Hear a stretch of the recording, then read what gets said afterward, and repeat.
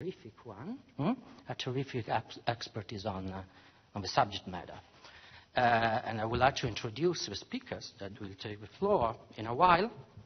First of all, Nicoletta Pirozzi, who is head of Istituto Affari Internazionali Program EU Politics and Institutions. Nicoletta Pirozzi works particularly on the EU governance, policy and institutional developments in CFDP and in common foreign security policy domain, but also she has a strong expertise in civilian crisis management, EU relations with the United Nations and the African Union. And she is also adjunct professor of the Department of Political Science of Roma Tre University on EU external law. So she has a strong expertise on the external dimension of the Union, with particular regard to the dimension that we will explore today. In 2012, she also served as second national expert at the European External Action Service in Brussels.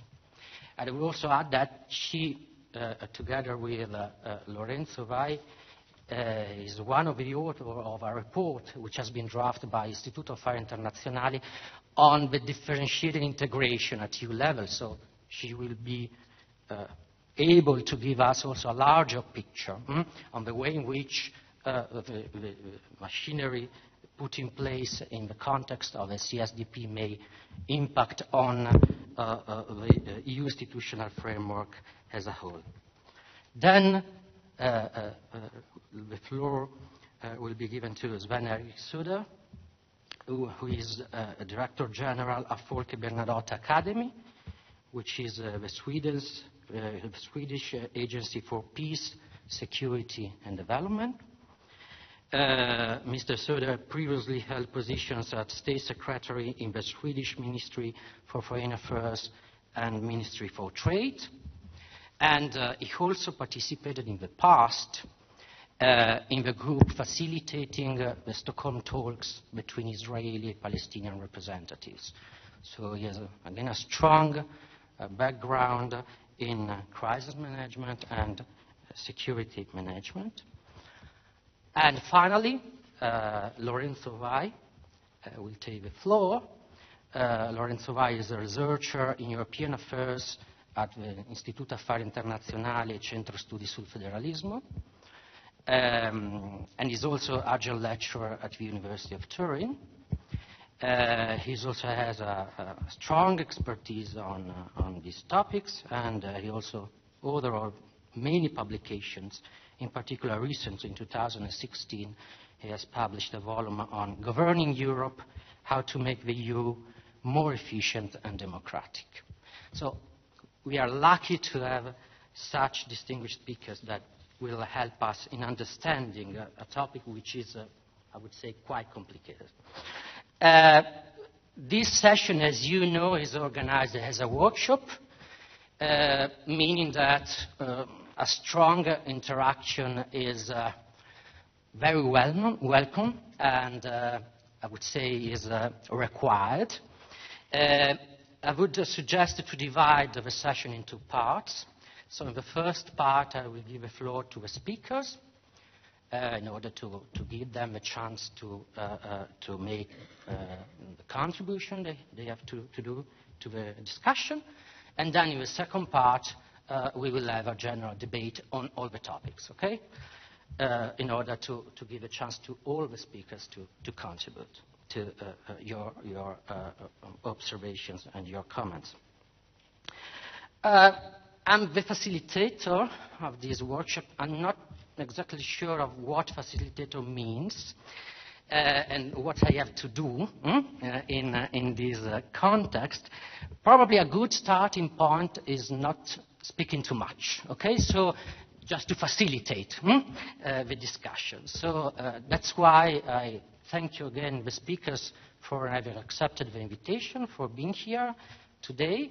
And I give immediately the floor to Nicoletta Pirozzi, who will speak about the permanent structured cooperation as an ace in the hand for the European defense. So thank you again for being here. You have the floor. Thanks, Federico. Good afternoon to all of you. It's a pleasure to be here today. It's not easy to address such a technical issue like the permanent structured cooperation in an after-lunch session, but I will try in my presentation to go beyond the technicalities and to show how this progress in the construction of the European Union is also very relevant from a political point of view, and which are the main issues at stake in the creation of the permanent structured cooperation, or PESCO, as it is named within the European Union. The European Union, as you probably know, likes a lot the acronyms. PESCO is the one chosen for this particular one. So let's try to understand if and how the PESCO can be an ace in the end for European defense, and to represent the leap forward that the European Union was waiting for becoming a credible and effective actor in international security and defense. To do that, we will address briefly which are the main characteristics of EU security and defense policy, and what is the main innovation of the Lisbon Treaty concerning, in particular, the permanent structured cooperation. Then we will see how and why PESCO has not been implemented in the aftermath of the Lisbon Treaty, and what has changed with the adoption of the so-called EU Global Strategy, which is the new strategic framework adopted by the European Union in 2016. And to understand if there are more chances at this point in time to have a permanent structural cooperation in place, so a development in the defense field within the European Union. We will see what has been done up to now in the field of security and defense in the aftermath of the adoption of the EU Global Strategy, and then what are the main issues still not solved within the European Union to operationalize the permanent structural cooperation, and which will be the way ahead in the next few months. So, first of all, the common security and defense policy. As you know, in the Maastricht Treaty, for the first time, the objective to have a common security and defense policy for the European Union has been enshrined in the treaties of the EU. The then European Security and Defence Policy, ESDP, was conceived as part of the broader framework of the Common Foreign and Security Policy, CSDP.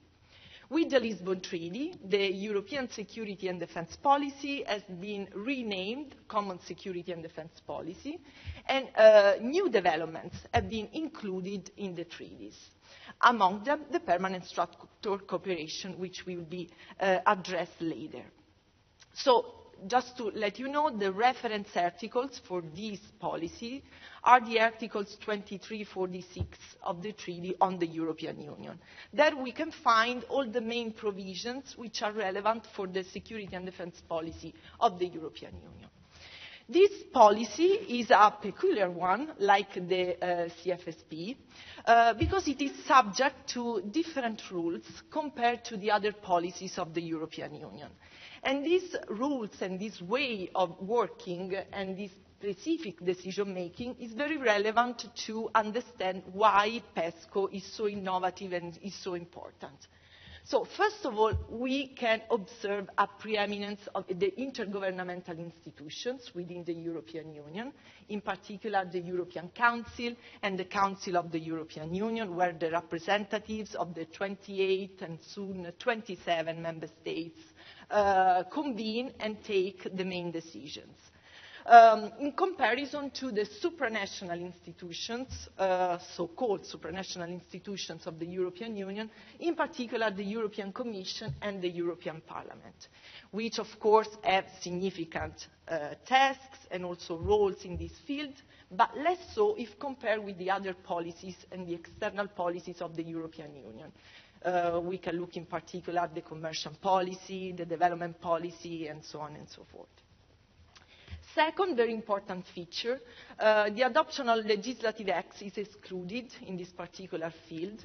So there are, of course, binding commitments at the political level, but the acts produced in this particular policy cannot be considered as legislative acts as such within the European Union.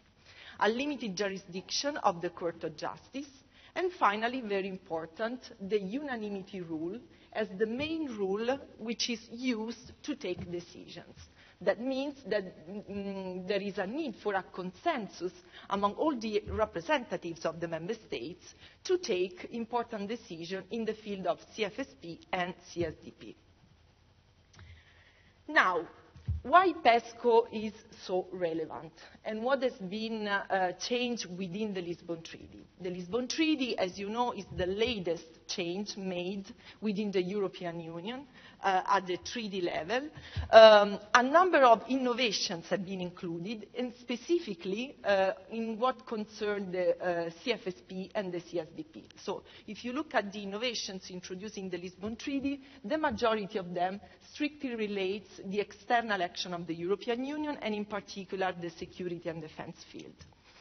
The permanent structural cooperation is important for two main reasons. First of all, if we look at the Article 42.6 of the Treaty on the European Union, this article opens the possibility to establish PESCO to those member states whose military capabilities fulfill higher criteria and which have made more binding commitments to one another in this area with a view to the most demanding missions. That means that those member states that are more willing and able to proceed along the path of integration within the European Union in the specific field of security and defence have now an instrument to do so within the European Union. This is connected to the other provision of the Lisbon Treaty, which is relevant in our case, which is the Article 46 of the Treaty on the European Union, which says that the decision to launch PESCO, as well as to authorise or suspend the participation of member states to pre-existing permanent structural cooperation, shall be adopted by the Council with qualified majority voting. So for the first time, the European Union has introduced the possibility to vote by qualified majority voting as an exception to the unanimity rule in the specific field of defence. This was possible before in other areas, also in other areas of the CFSP, but for the first time it is foreseen in the defence field. And this was done in particular in connection to the challenges which were named by Professor Casolari before. The European Union realised that it was necessary to introduce more flexible decision-making procedures within the European Union to make the EU itself as a flexible and credible and effective actor in the field of security and defence. And this was the way chosen to do so. The Lisbon Treaty also identifies specific objectives for the permanent structural cooperations, and the main objectives are included in a protocol on PESCO annexed to the Lisbon Treaty. There are two main objectives, and here again we can see which is the main aim of the EU legislators in this particular field and why PESCO is important. First of all, to proceed more intensively to develop defence capacities, also through the participation in multinational forces, in the main European equipment programmes, and in the activity of the European Defence Agency. This first objective is connected to the issue of the defence market and the capability development in the military field within the European Union. In this field, the European Union has to face many challenges because the defence market is still very fragmented, is scarcely competitive, because we have still a huge role for national governments and ministries of defence in the planning and implementation in the defence field. So the idea is to make the defense market more integrated and more competitive by encouraging member states and giving the right financial incentives to cooperate among them to develop military capabilities, research and technology in the defense field, and to carry out joint projects in this particular field of operation. And the European Defence Agency, which is a specific agency created in 2004 by the European Union, is the main institution identified to facilitate this kind of cooperation among the member states. The second very important objective identified by the treaty itself for PESCO is to have the capacity to supply or contribute to a battle group. The battle group is the main instrument in the hands of the European Union to conduct military operations outside European borders, in particular those operations which are conducted in high-intensity conflict scenarios. This was agreed in 2004 in the so-called headline goal 2010 and foresees the creation of these battalion-sized forces by the European Union, so each of them has 1,500 personnel, which can be deployed very fastly, between 5 and 10 days from a decision taken by the Council of the European Union, and can stay on the ground for up to 3 months. So this is a very flexible and manageable instrument in the hands of the European Union to be used when the European Union has to intervene in high-intensity conflict, usually far away from the territory of the European Union. This is a force which is operational actually since January 2007, but up to now it has been never used by the European Union itself. So the idea, also through PESCO, is to revitalize these instruments, which is at the disposal of the European Union, again to make the interventions of the European Union more rapid, more flexible and more effective. So basically the member states that decide to participate in a PESCO experiment have to show willingness and ability, first of all, to contribute to cooperative projects at EU level in the defence field, to develop European capabilities, and secondly, to be able to contribute to battle groups, and so to be able and willing to intervene in these kind of missions outside the European Union borders. Now, as I said, PESCO has not been implemented in the aftermath of the Lisbon Treaty. There was an initial strong commitment by some member states, in particular France and UK, and then under the presidencies of Belgium and Spain, some concrete process was launched to make PESCO a reality, but never happened, basically. Then the Brexit happened, and so the scenario completely changed. Now, why it is likely to see PESCO be implemented by the end of this year? What has changed? First of all, as we were saying before, the international security context has changed a lot in the last few years.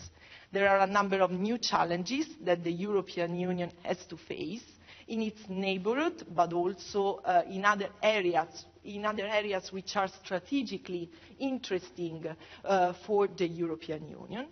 The European Union has to face also internal challenges in the defence field. There is an increasing quest by European citizens concerning security and defence provided by the European Union. So let's say there is more political will to implement this specific instrument by the member states. At the European Union level, another big change has intervened in 2016, which is the adoption of a new strategic framework for the projection of the EU external action. And this is the EU Global Strategy. The EU Global Strategy has been adopted in 2016 or better, it has been presented by the High Representative, and it has been welcomed by the European Council of the European Union. That means that there is a commitment by the member states to implement this strategy, even if the political initiative and for its adoption and also for its implementation lies with the High Representative, which is now the main coordinator of the external action of the European Union, together with the representatives of the member states. The High Representative, Federica Mogherini, took the lead of this process for the revision of the strategic concept of the European Union. If you remember, the previous strategic concept, and the only one, was adopted in 2003 by Javier Solana, the European Security Strategy.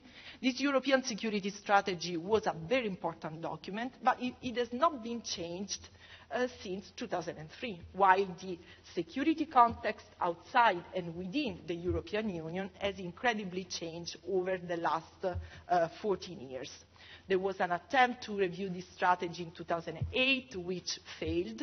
So only in 2015, there was again a political leadership within the EU institution to change this strategic concept. The High Representative firstly issued a report on the global context and why it was important to review the EU strategy. And then, on 28 June of 2016, presented the new EUGS, which is titled as Shared Vision, Common Action, A Stronger Europe, which was welcomed, as I said, by the European Council. On this basis, in October 2016, the Foreign Affairs Council adopted a plan for the implementation of the EU Global Strategy, which is currently carried out by the EU institutions and the EU member states. So let's see very briefly what the EU Global Strategy foresees in the security and defense field. And PESCO is, of course, one of the elements of this very important implementation plan. In the security and defense, there are two main objectives. First of all, to develop civilian capabilities, and this will be addressed later on by Mr. Söder. And on the other side, deepening defense cooperation through a number of innovations included in the implementation plan. First of all, to establish a permanent operational planning and conduct capability at the strategic level for non-executive military missions. Again, a very complicated and complex phrasing to identify a sort of embryonic headquarters in Brussels for military missions, but only for those missions which have a non-executive mandate. This is again a sort of minimum common denominator reached among the member states, which recognize the necessity to have common planning and conduct structures in Brussels, but couldn't agree on the establishment of a fully fledged headquarters for military missions of the European Union.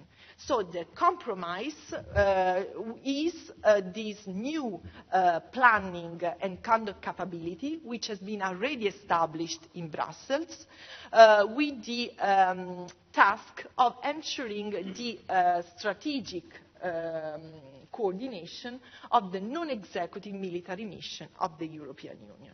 And this is already operational and should lead at some point in time to a real headquarters in Brussels. Second very important innovation, the so-called Coordinated Annual Review on Defense, CARD.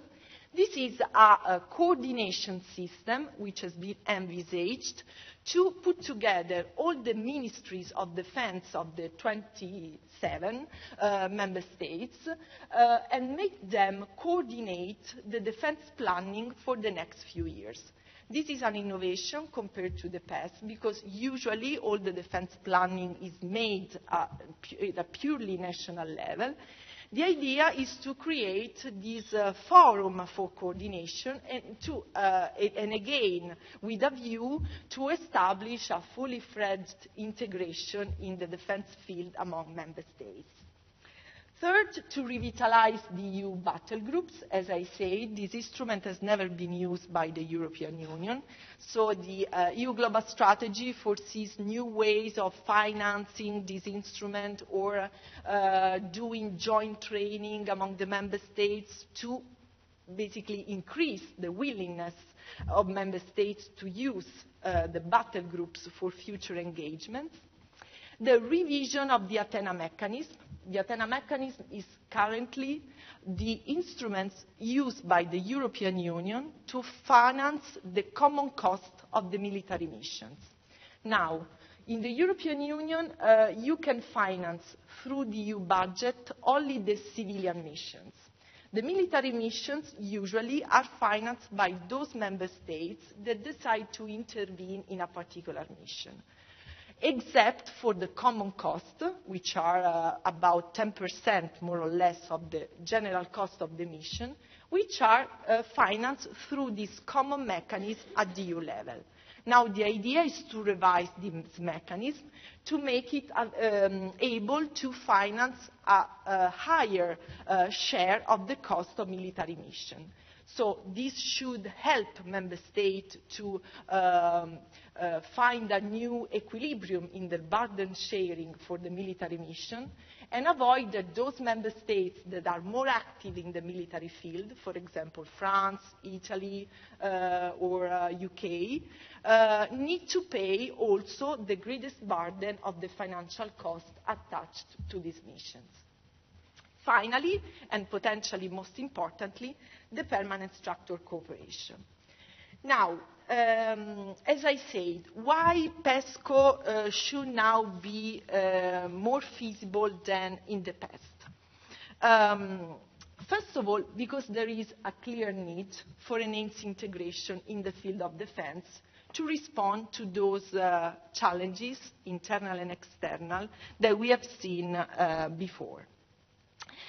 This is all more important in view of the Brexit and the fact that UK will be not there anymore in terms of decision-making in the field of defense, which is on one side a bad news because UK contributed a lot to EU security and defense. On the other side, a potentially good news because UK was traditionally the member states which was against further integration in the defense field, including the creation of a headquarters in Brussels and so on and so forth. And then, of course, there is this new US administration, which is putting a lot of pressure on the European partners concerning the defense spending. So there is a need to make more and to spend more on defense. This is something which could be addressed in the framework of the PESCO itself. And second, very importantly, is a ready-made tool, which is enshrined already in the EU treaties, for differentiation to overcome the difficulties in reaching internal consensus. What is clear from the recent operational experience of the European Union is that it's becoming more and more difficult to reach consensus, to reach agreement on the strategic priorities for intervention, specifically in the military field, among the member states. So with PESCO, there is this possibility that a smaller group of member states can do more and with enhanced capabilities compared to the capabilities currently at the disposal of the European Union. What and how for PESCO? This is the status of play at the moment. First of all, in terms of governance, there are a number of issues that still need to be addressed at the political level. But what is clear is that the PESCO will be probably a two-layer governance. So we will maintain an overarching level at the level of the Council of the European Union, where the members of PESCO take decisions concerning PESCO itself. So this is the political decision-making, which will be maintained within the Council of the European Union. And then there is a lower level, which is the level of projects, which should be pursued in a modular way. That means that those member states that decide to participate in PESCO will then decide which are the main projects to which they want to participate and the main fields on which they want to invest for this kind of cooperation. This is linked, of course, to the question of the participation of third states and also UK in a post-Brexit scenario. That's why it is so important to solve this issue also in this period of negotiation with the UK.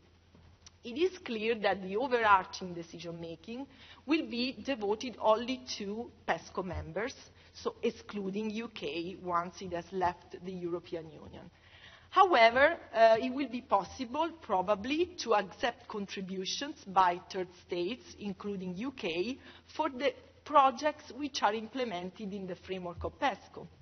But this division between the decision-making level and the operational level will not be easy for a number of reasons. First of all, because this will encourage a la carte settlement for PESCO, which is something which should be avoided because PESCO should be a significant project at the political level and should not be reduced by a lower cooperation at project level among the member states. About these projects, there are a number of proposals which have been put forward by 7 member states up to now, including Italy and also the main states within the European Union, so Germany, Spain, France, and other few member states. 30 projects have been presented to be implemented with PESCO, and there is, of course, also the issue of prioritization of this kind of activities in the future months. One important issue, and I'm concluding with this slide, concerning PESCO, is to decide which is the level of ambition of this project. There is a lot of talks going on, especially between France and Germany, which are currently leading this project, as many other projects within the European Union. On one side, Germany, which would like to realize a PESCO which is as inclusive as possible. On the other side, France, which would like an ambitious PESCO, a PESCO which is meaningful from a political and defense point of view. So here again, there is a discussion going on to understand who can be part of PESCO and under which conditions. This means that some specific criteria should be identified to make PESCO operational. Now, the Lisbon Treaty is not clear on this. It only prescribes for higher criteria to be met by member states participating in PESCO. In the proposal put forward by some member states, there are 2 main criteria, some input criteria and some output criteria. Among the input criteria, there is the proposal to increase the share of defense spending devoted to investments, so investments in new innovative projects in the defense field, up to 20% of the total defense budget of each member state, which is a lot. And also the 2% devoted to research and technology. This is to improve the innovative and research side of defense spending among the member states. Again, in line with the objective to make defense in Europe more effective compared to the resources allocated to it. And second, an output criteria.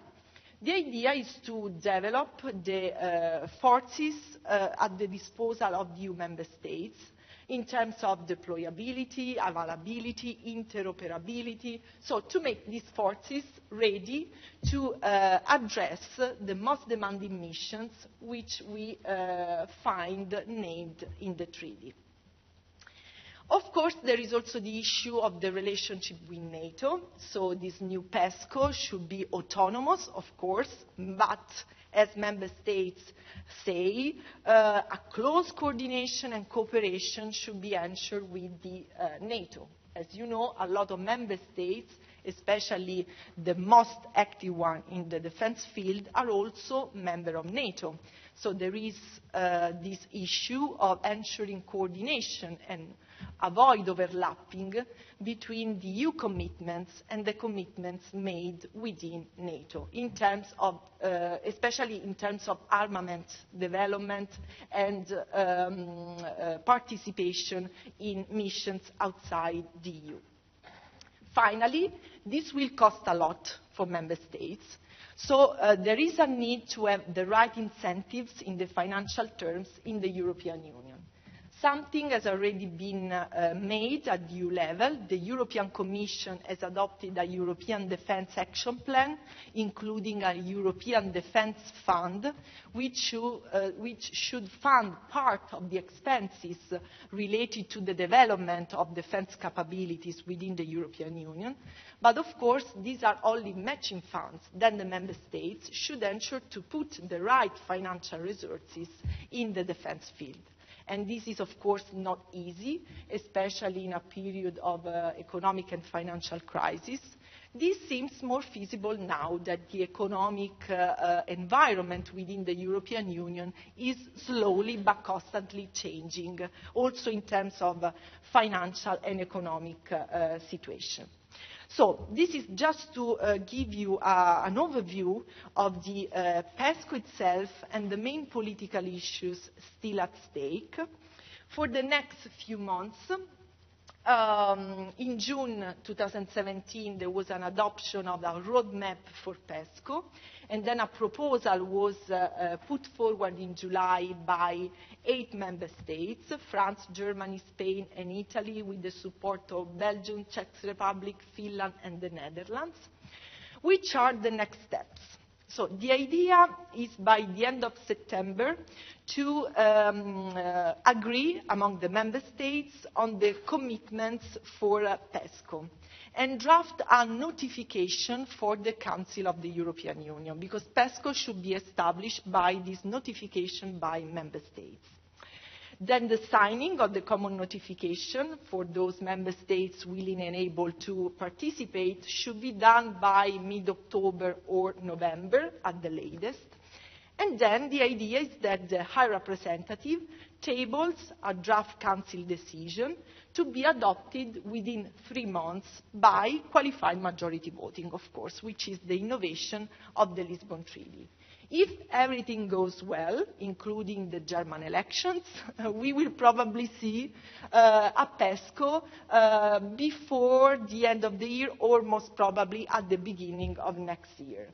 What is important is that there is a strong commitment, at least by a few member states, to go ahead on this path. Of course, there are some political issues and also technicalities to be solved. What is important is to maintain this political project as a meaningful project. That means that this PESCO should be, first of all, permanent among those member states that decide to participate, should be structured. That means that a clear governance should be identified for PESCO, and should lead to a concrete cooperation among member states and possibly an integration of the defence capabilities of those member states participating.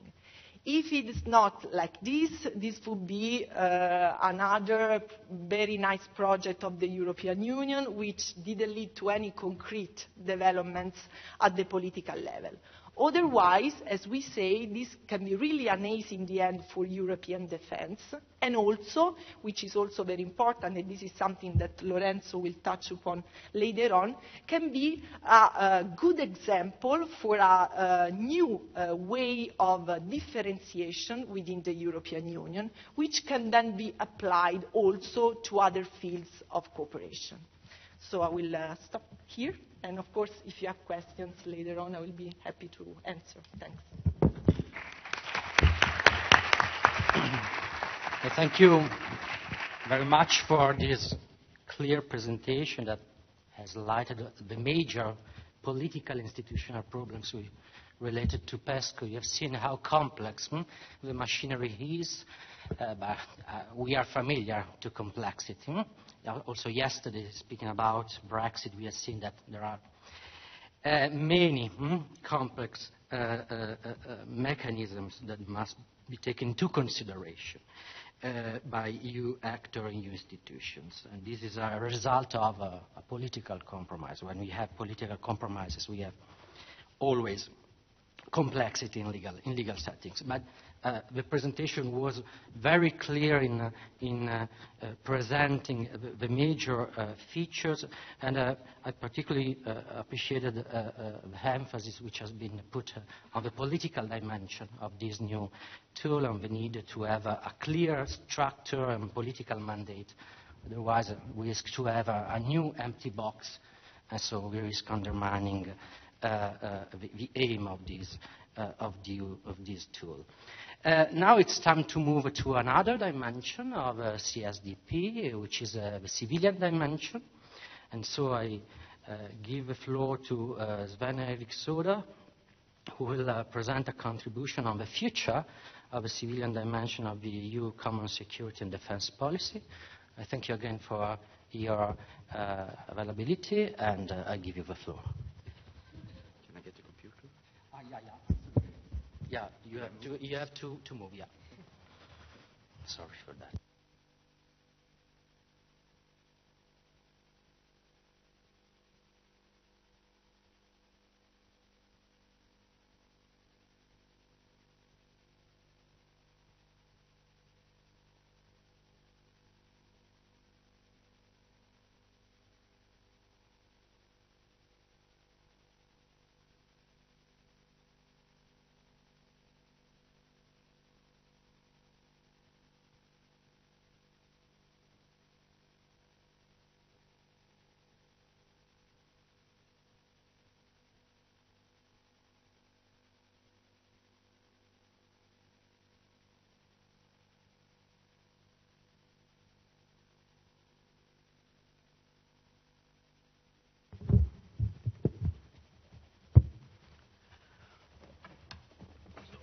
All right.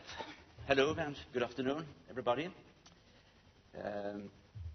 May I put a question first? How many of you are familiar with the civilian dimension of CSDP? Okay. Here we go. Let me first also take this opportunity to thank you for the invitation to being here. It's a great pleasure. And as Federico said, my name is Sven-Erik Söder, coming from Stockholm, Sweden, and I'm the Director General of a government agency called the Folke Bernadotte Academy. And we have a clear mandate from the Swedish government to work on peace and security in a development context. And we are named, actually, after the first UN mediator, Count Folke Bernadotte. And he lost his life in 1948 in service for peace in Jerusalem, when he was killed by a small terrorist organization called the Stern Gang. And behind that group was the future Prime Minister of Israel, by the way, Yitzhak Shamir. But that's a different story. But just to put it in context. And we're, of course, very proud that we are named after Count Folke Bernadotte. And if you are coming to New York and visiting the headquarters of the United Nations, on the ground floor there is a bust of Folke Bernadotte, just to remember his service for the UN. The Folke Bernadotte Academy, as I said, we are a government agency, and we are every day, 365 days a year, more or less, working on the civilian dimension of CSDP, which means that we do second civilian experts to the different missions, CSDP missions in different countries. We train civil servants from the European Union and also member states on different aspects of peace and security. And we have a network with sister or brother organizations or agencies in Europe. And here in Italy, we are working together with Santa Anna University in Pisa. And everything is coordinated by our colleagues in Germany, in SIP, in Berlin. So we have a network we are working together with. I am a practitioner, and I would like to try to give you my very pragmatic and practical view on CSDP in general, but of course, in particular, the civilian dimension of CSDP.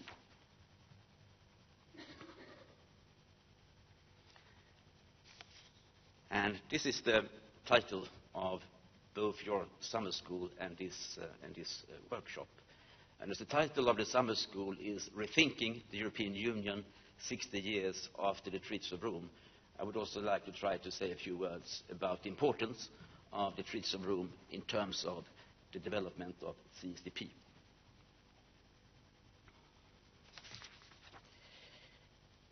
We have more or less 30 minutes together for this presentation, and I would like to start by giving you a short historic background to the development of the civilian dimension of CSDP. I have also the intention to give you a glimpse of CSDP today. I would also like to touch upon the global strategy that Nicoletta already talked about, but I will try to do it from a more civilian angle. And I would also like to say a few words about CSDP in tomorrow, in terms of both challenges and, of course, opportunities. And in the end, I would like to tell you something about the way forward as I see it. I think that's 30 minutes. Well, I mean, it's obvious, and you know this as good as I do. And I'm not showing you this picture because that we need to discuss the Second World War. But I'm showing it because I think it's so important that all the time reminding us of the very existence of the European Union and why the European Union was established. It was established because that we had a terrible war on our continent. And people like Churchill, Monnet, Schuman and others that said, never, never again. And we can never forget, of course. So this was the very, very beginning of the Union, and of course all the tools that we are discussing today in terms of peace and security. And I don't know if you have heard about the very famous speech that Winston Churchill delivered in the University of Zurich in 1946. And he lined out the following. He said, "If Europe were once united in the sharing of its common inheritance, there would be no limit to the happiness, to the prosperity and glory. We must build a kind of the United States of Europe." It's a little bit different compared to Brexit, isn't it? But it's also fair to say that Churchill, he didn't see a role for the United Kingdom in the core of the European integration. He said that it must be the responsibility of Germany and France, but it will be supported by the United Kingdom. And he used even the term the United States of Europe. And I think that's interesting to keep in mind when we are now discussing Brexit and see what's going on in the UK. The title of your summer school reflects the Treaty of Rome 60 years back. And it was established or signed 1957, as you all know. And that was 12 years after the Second World War. And I think it's interesting to see that, all right, in the preambles and in the treaties, the three treaties of Rome, of course, peace is very, very important. But as you maybe know, already 12 years after the Second World War, the decision makers, the politicians of Europe, they moved a bit away from peace and they talked more about economic integration. And it was not a coincidence that the European organization also got the name the European Economic Cooperation or Community from the beginning. So that was the focus. But at the same time, of course, it was stated very, very clear, as I have written here, a never closer union among the peoples of Europe. So I think it's fair to say that there is a clear line from the Treaties of Rome to the discussion we have here today on the CSDP and the security and defense policy of the European Union. Although that already 12 years after the Second World War, the prospect or the project moved a little bit away from peace and focused more on economic integration and economic cooperation. I don't know if you have thought about it, but it is the 9/11 today, and we are sitting here. And I think what happened the 11th of September 2001 also have had a huge impact on our discussion on security policy and defense policy worldwide. I think it's even fair to say that we can talk about a pre-9/11 and a post-9/11 in terms of security and defense policy. Nicoletta, you stressed the issue of terrorism earlier. And I mean, before the 11th of September 2001, we hardly discussed the issue of terrorism, all right, from time to time, but not in the same way we do today. So we have a completely new arena for security and defense policy in the world today.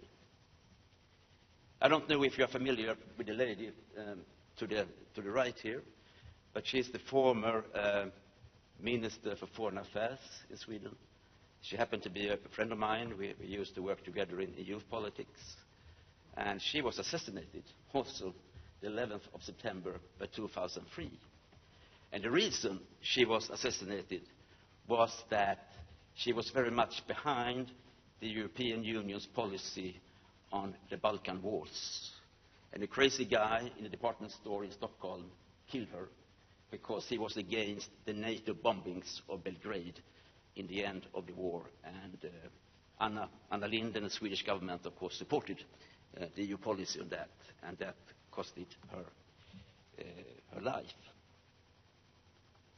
And that brings me, of course, to another important factor when we are discussing the development of CSDP, the Balkan Wars.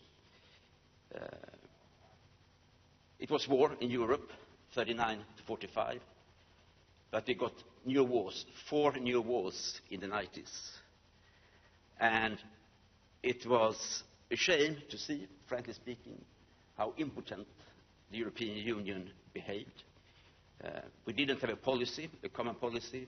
We didn't have the tools, and we didn't really know what to do when we had wars on European soil again. And I would say that without the Balkan Wars, I question that we have had the discussion we do have on security policy and defense policy in the European Union today. It was a very, very hard lesson to learn, but we learned it. And after the Balkan Wars, and later, of course, also after 9/11, we have developed policies and we have developed tools. And I would like to say something about that. Have you heard about the Petersburg tasks, some of you? Do you know where Petersburg is located? I have never been there, but it seems to be a very luxury, nice hotel in the outskirts of Bonn in Germany. And, you know, we had the organization, the Western European Union, and they adopted some tasks for defense and crisis management 1992. These are called Petersburg's tasks. And this is the nice location for the politicians meeting there. But I took also some very good and important decisions for the future in terms of the future of CSDP. In summary, they decided on humanitarian rescue tasks. They decided on peacekeeping tasks. They decided on tasks of combat forces in crisis management, including peacemaking. And this was the beginning of the European security and defense policy. It's an F here instead of P, European security and defense policy. And that developed, or yes, developed into CSDP later on.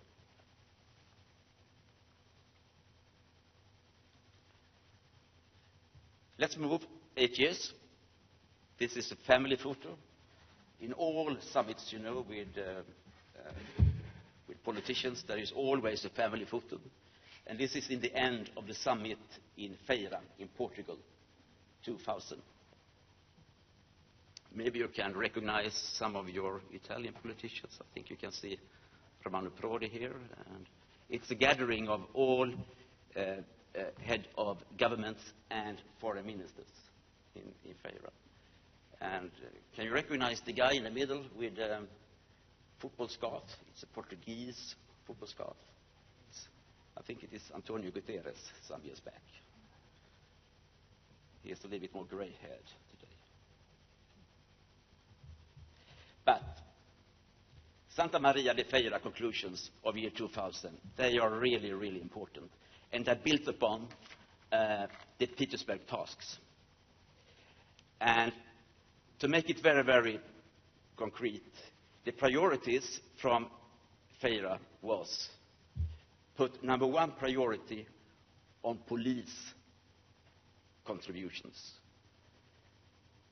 They had ambition to strengthening the rule of law.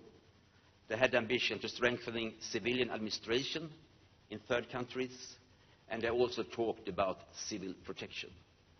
And this was, of course, before the External Action Service was really established and that we had civil servants, you know, in the European Union responsible for the civilian dimension of CSDP. But this was the really, really beginning of the civilian dimension of CSDP. Feira, Portugal, 2000. The year after that, Sweden had its first presidency, and the summit took place in the city of Gothenburg, 2001. And what was decided in Feira was very much confirmed in Gothenburg. But head of states, when they met in Gothenburg, they also add one new element. And they said that it's also important that the European Union tries to work on prevention of violent conflicts.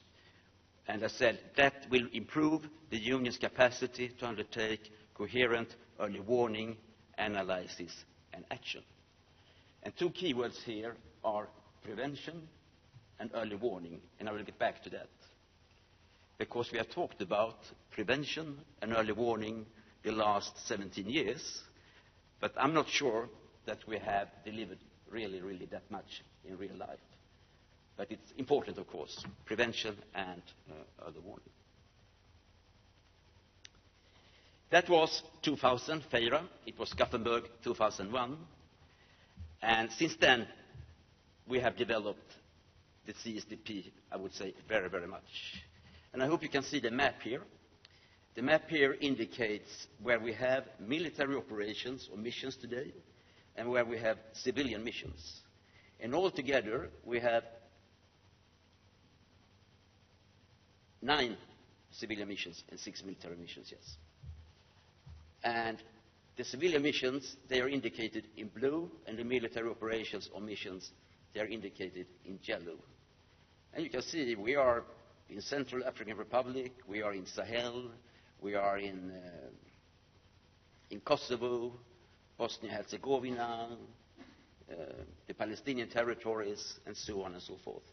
And altogether, roughly a little bit more than 5,000 people are serving in these missions. And in the end of my presentations, I will get back to some job opportunities that might be possible also for you in the future. But this is CSDP basically today in terms of geographical location.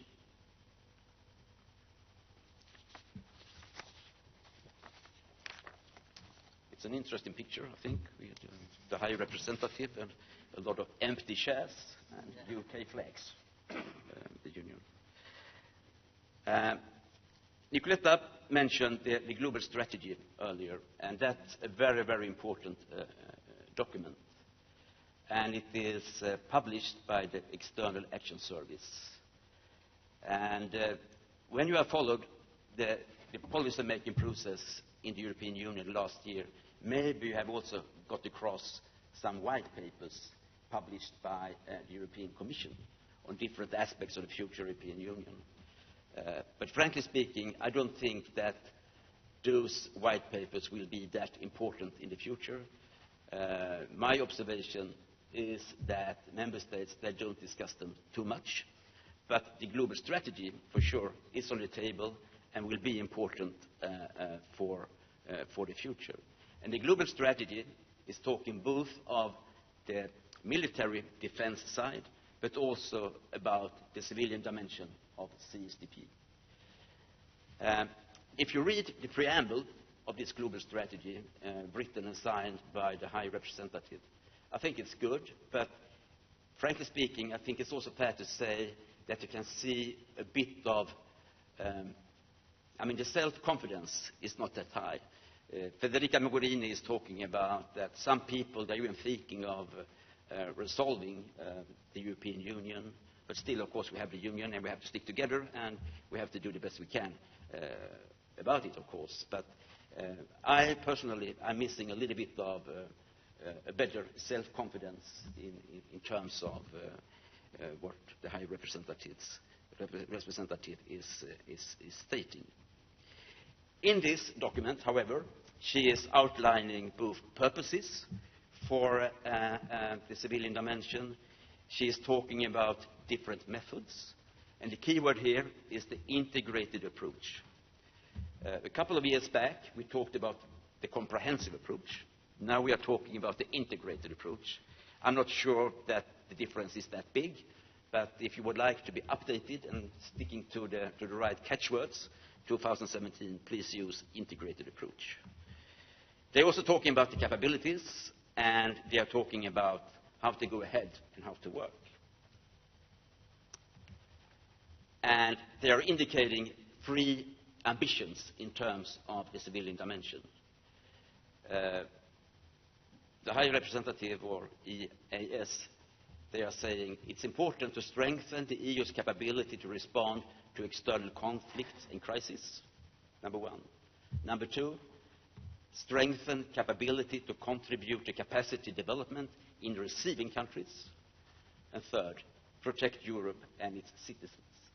And when you're reading the document, the global strategy, you get the impression that point 3 here is the most important. First, security begins here. It begins in Europe, it begins in the member states, and it's the responsibility of the European Union and the member states to take care of their own citizens. It's important to protect Europe and its citizens. But beyond that, of course, they're also talking about what we can do in receiving countries and third countries. Okay. CSDP tomorrow, what challenges do we have? That's a subject for an entire summer school, but I will try to do it in 2 or 3 minutes. First of all, of course, it's so important to really understand that the conflicts we do have today, they are different from the conflicts we had some years back.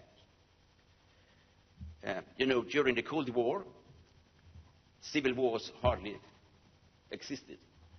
But today we have civil war, and it's also a mixture between political purposes in wars with criminality, which makes it very, very difficult to solve conflicts today. Take Syria, for example. It's a mixture of everything, actually. And we have also more conflicts today than we had in the past, although the number of conflicts has decreased a little bit the last year. But it's still a reality that we have more conflicts now than we had 10, 15 years back. And conflicts today, they are deadlier than they were 10, 15 years back. And if I'm allowed to make some promotion of another university, Uppsala University in Sweden, I would recommend you to download the app on conflicts. It's free of charge, and they have documented all conflicts in the world since 1946. And you can find all peace agreements, you can find all statistics on all conflicts. And they update this app every week, so it's absolutely fresh. And that's, I think, one of the best ways to follow conflicts all over the world today. So it's free of charge, it's just to download it. Another challenge we have, and that has already been mentioned, is of course Brexit. It's hard to see what is going to happen. I think there is a vote in the UK Parliament today on the Brexit bill, and it's not, of course it will be adopted, but there is also a lot of criticism, and I think we wouldn't be surprised if there is a different outcome of the Brexit process than we thought about just one year back. This picture here shows the challenges and the problems we do have with migration. And I think as long as we have the world we do have, we have to face challenges with migration. And of course, this is very much a reality in Italy, in the southern part of Italy. And I mean, the gap between the rich and the poor world is getting wider and wider. So if we don't have conflicts, I think there are always economic reasons for people to try to move and see if they can find a better living somewhere else in the world. So this is a reality that we have to face in the European Union. When we are talking about challenges, I think it's also important to try to be a little bit self-critical. I'm not a researcher. I have my background in politics, and I also worked in private business. And I have to admit, I have still problems when I'm reading texts from Brussels. And this was just one example from the Political Committee on Security. And it's often, very, very fluffy and not to the point, and it doesn't give really guidance for implementation and what to do. I mean, this is just one example. Assess the implications of the global strategy for the priority areas of civilian crisis management, initially agreed by the European Council in Feira in June 2000, that we have talked about, to address both identified new challenges and persisting gaps in the originally agreed capabilities and conduct of these priority areas. Here we are. What do we do? So I think it's really, really needed to try to be more concrete and more detailed in order to take words into deeds. Another challenge we do have in the European Union and also many other international organizations is the lack of real leadership and management. Many people, when they're coming to international relations and diplomacy, they do that because they are, of course, experts on international relations and diplomacy. But suddenly they find themselves in a position as a manager, and they're not really skilled to take on that responsibility. And this is a reality we are facing in the missions I showed you earlier on. There is a lack of proper management and leadership. And if I should give you one advice for the future, is to try to combine different disciplines in academia. And because if you really would like to make a difference, sooner or later you are a leader, you're a manager. And then it's so important to be dressed, if I put it that way, to take on such a responsibility. Tomorrow, we don't only have challenges, we have also opportunities.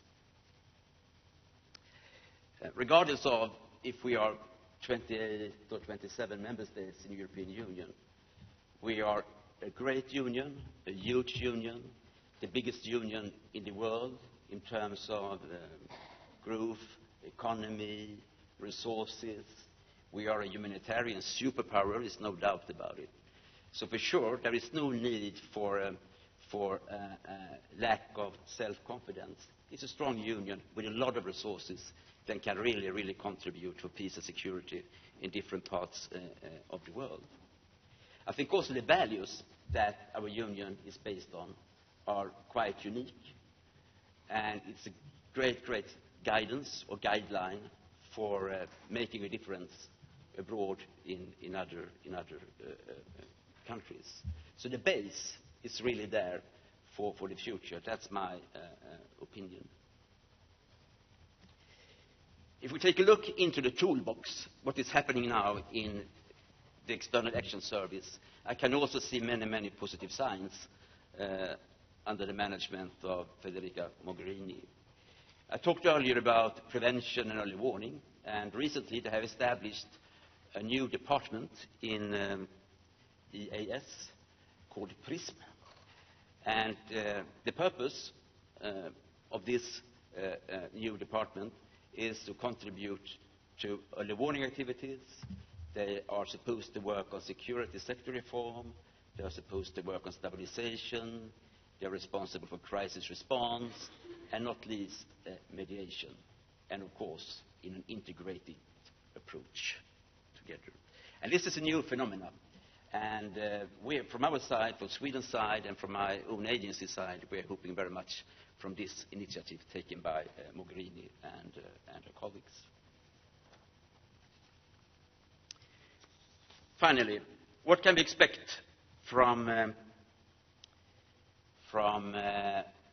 tomorrow in terms of the way forward? Well,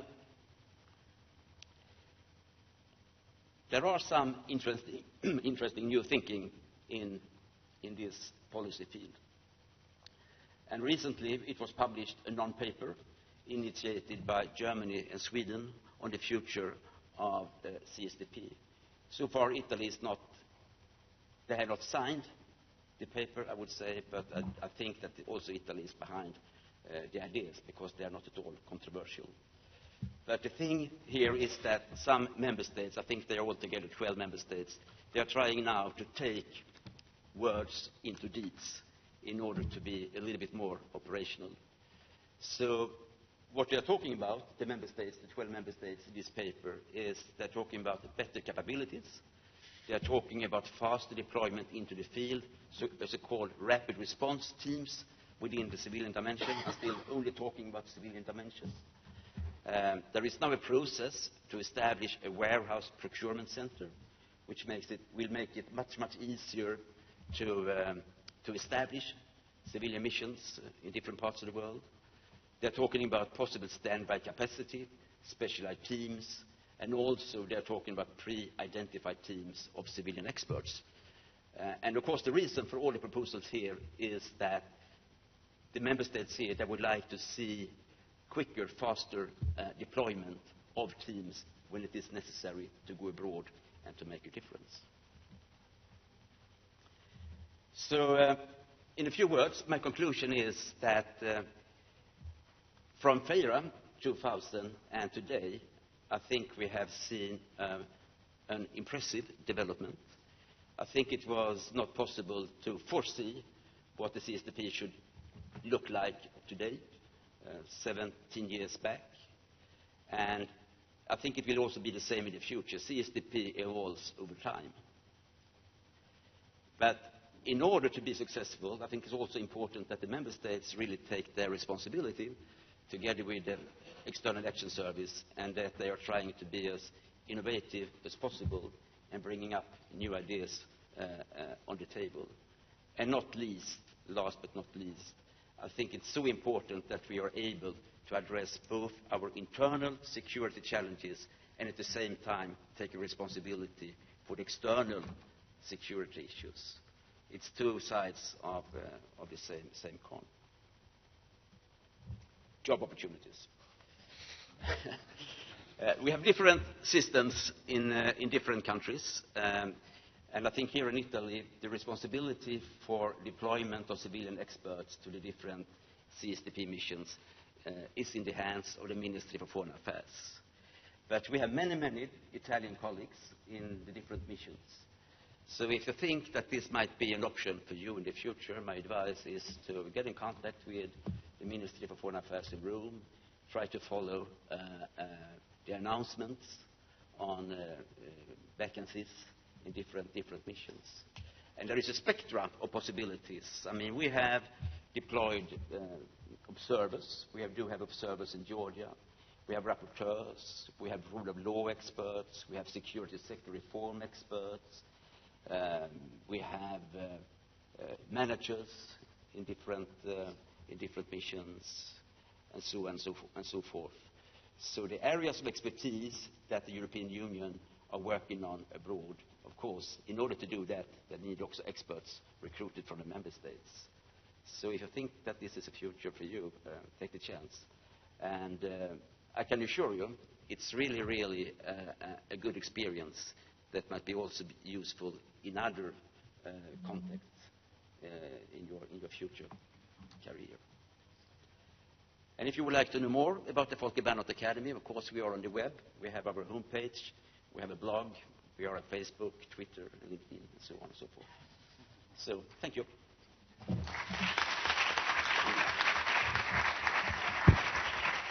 Thank you, Mr. Soda, for this, again, very clear survey and for your practical, let's say, attitude towards CSDP, showing also some criticisms in the construction, in the building of this political dimension of the European Union. Thank you also for the suggestion for the job opportunities. I think that students will appreciate very much.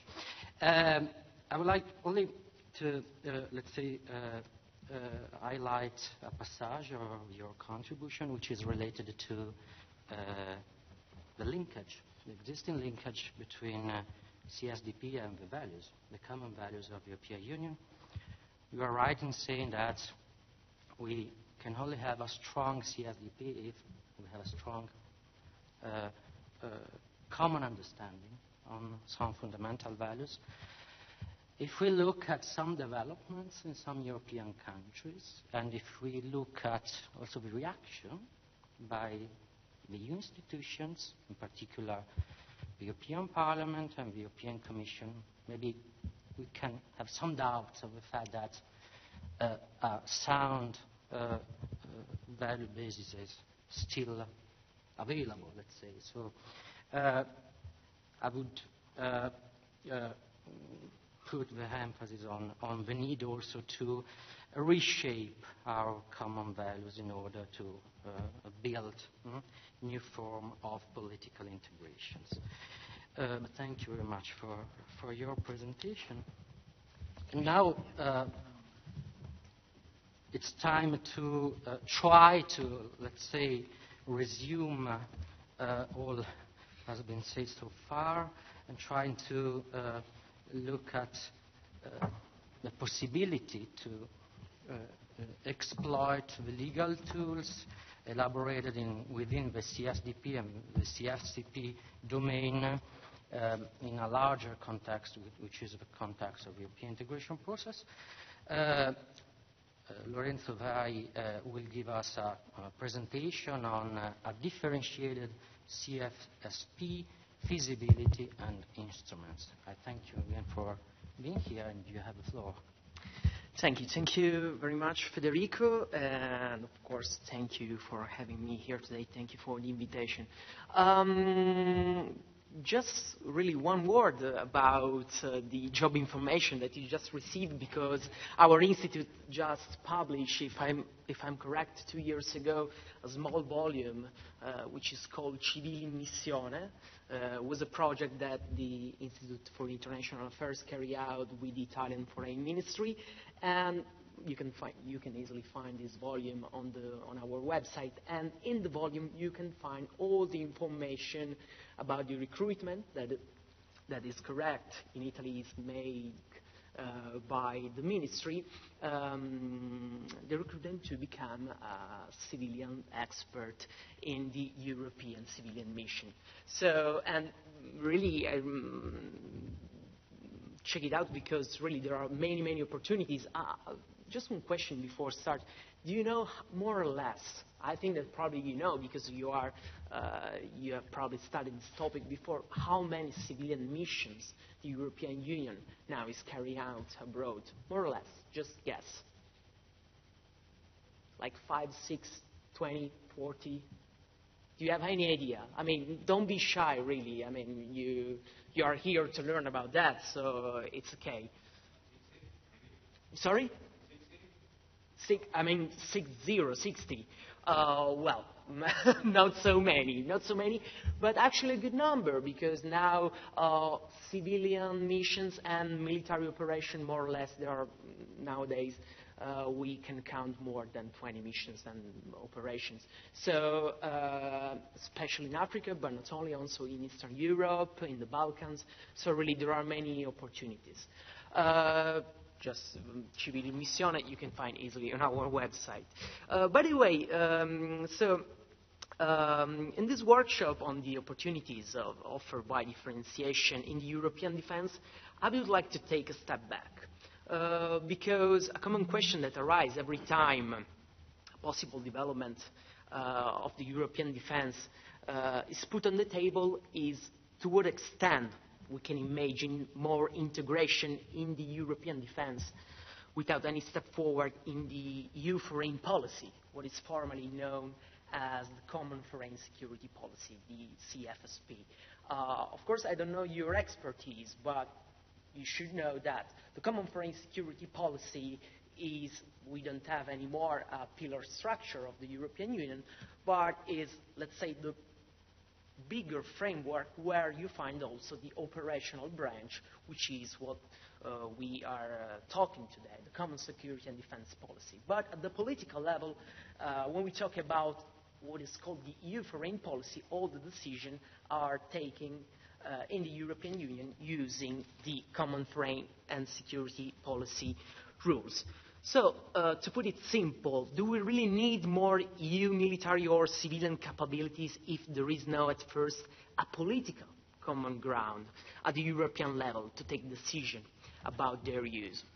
Well, the classic example to show this original scene, because in many cases we have the instruments, but we didn't have the decision about their use, is this.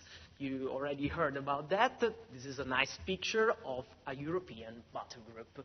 It's really nice. I mean, look how much, they are pretty nice, but as we just heard from Nicoletta, the European Union never used this very important tool. And the reason behind this failure is very simple to explain, because the recent history gave many opportunities to the EU for using this military instrument. Think about in Libya in 2011 or Mali in 2013. But the essential unanimity required among the member states was just impossible to reach. So without unanimity, the battle groups have to stay in Brussels. And so, in all the mentioned cases, there was a country, France, Germany, for the Libyan case, or a group of states, France again and UK for other cases, firmly against any EU involvements. Because sometimes there was a national interest at stake, that the French case, for example, or because in other cases domestic politics calculations were just prioritized. So this was the reason behind this failure. But talking today about differentiation in EU defense, we could be tempted to put forward more or less the same DAP, just slightly change. So how can work, for instance, a permanent structured cooperation without a stronger CFSP behind, provided with an equivalent amount of differentiation? Listening to Nicoletta, we heard that PESCO is not only about EU activism abroad, but also will be probably a wide cooperation that includes military expenditure, research, industry, and so forth. Nonetheless, the military issues are still at the heart of what is called high foreign policy, something that deals with the use of the force. and to distinguish it from what is called low foreign policy. It's something that deals at the European level with development cooperation or trade, which are usually called also the external projection of the community policy. You know, commercial policy is something that is an exclusive competence of the European Union, but it also has important external projection. I mean, in a nation state is a part of the foreign policy. We know that in the European Union it's different. We have the community policy with their rules, and on the other side we have the common foreign security policy with very different rules. And this type of high foreign policy, so the foreign policy that deals with the use of the force, is still one of the most important raison d'etre, if we think about, of EU member states and their national sovereignty. Think about that. If we just take a political territorial entity, without the power over its foreign policy, usually we neglect its independence. And for the international law, this political territory is not an actor. Or, that can be another case, is just a part of a bigger actor, like, for example, a federation. A classic example can be the United States. We have 50 different states in the US, but of course California does not have its own foreign policy. We have just one foreign policy, which is the US one. The EU, of course, is not a federation, something more than a simple international or regional organization. We just remind that the EU has a lot of supranational powers, exclusive competencies, but regarding the core pillars of national sovereignty, namely usually economy, justice, and very important for this topic, foreign policy, the general rule of the decision-making at the EU level is unanimity. And everything, just very, very brief flashback in the past, everything started from here, from the Maastricht Treaty 1992, where the common foreign security policy was introduced in the EU legal framework, but with a very important compromise on that. Unanimity is the rule. So, in another sense, each member state has a sort of veto power on the CFSP decision. That was the decision taken in Maastricht. And we know the importance of that, because foreign policy was a very, very sensitive issue for the national sovereignty. So nowadays, because some years have passed since 1992, with the Lisbon Treaty, many innovations have been introduced. The fundamental question is how we can introduce a degree of flexibility differentiation in the common foreign security policy in order to back the EU activism on the international scene and justify also the EU step forward in defense, like PESCO. So this is just to explain to you why CFSP and CSDP are so important together, because in many cases we can imagine a common security and defense policy without, first of all, an effective common foreign and security policy. The question can be tackled from three different perspectives: a theoretical one, a legal, and a political institutional. Let's start with the first one, the theoretical perspective. I know that some of you do not have a deep knowledge of international relation or European integration theories, so I'll try to keep it very simple. Theories, we know, are used to give explanation to phenomena, identifying the most important feature of a given system and how they interact, how they work in a cause and effect relationship. So usually, if you have an international relation theory background, you know that usually the most common theories, looking also in its historical developments, are the realism and the liberalism. For the realists, we know that the international system is usually based on anarchy, and a certain order is just the result of a power relation between the different actors that just follow their national interest, if we talk about state. On the other side, we have the liberalists, that we think something different. They say, pay attention because sometimes international cooperation, in many cases through international organizations like United Nations or, in this case, a regional one, the European Union, can bring mutual benefits and is able to shape also the national preferences.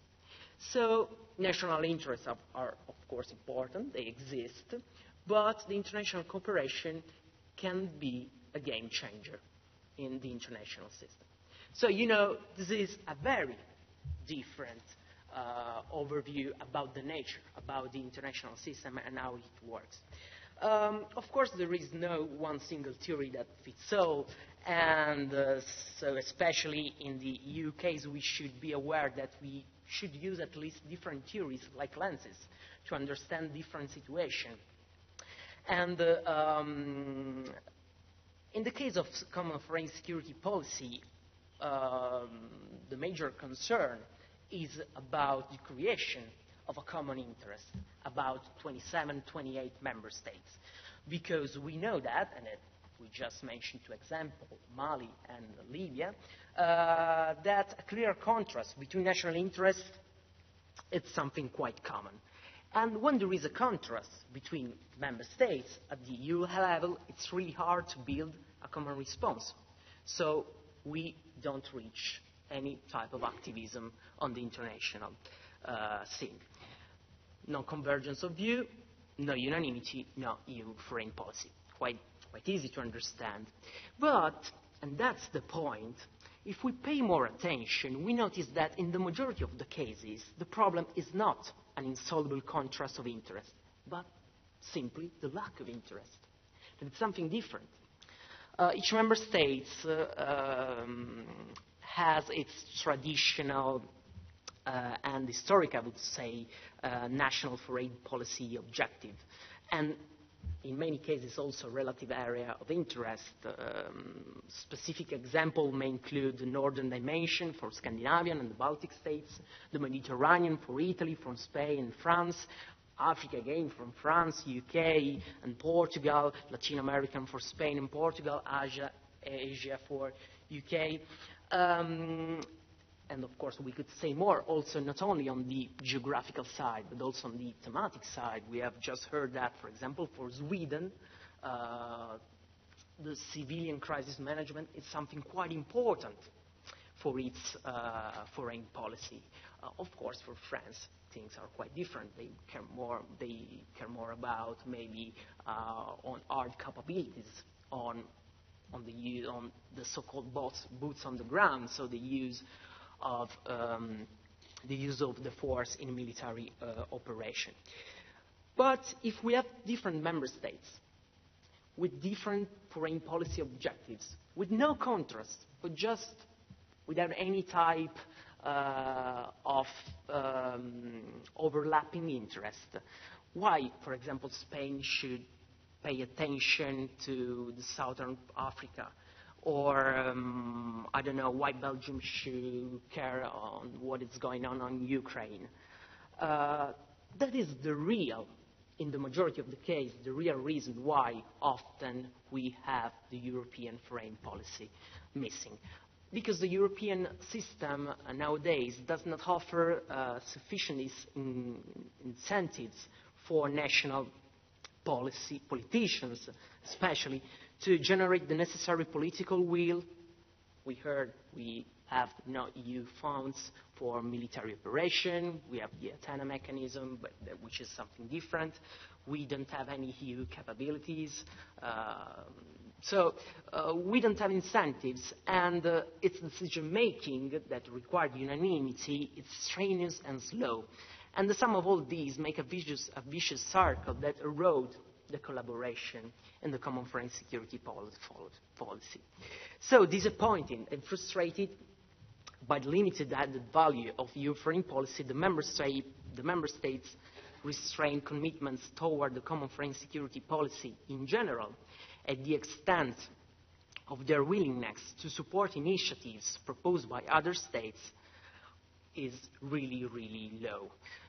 But, and that's an important aspect, On the other hand, if on the one hand these factors often lead to a mutual obstruction, on the other side, this means that with the proper institutional framework, and of course, again, the proper incentives, we can foster a stronger collaboration between the member states, and the common foreign security policy can prosper.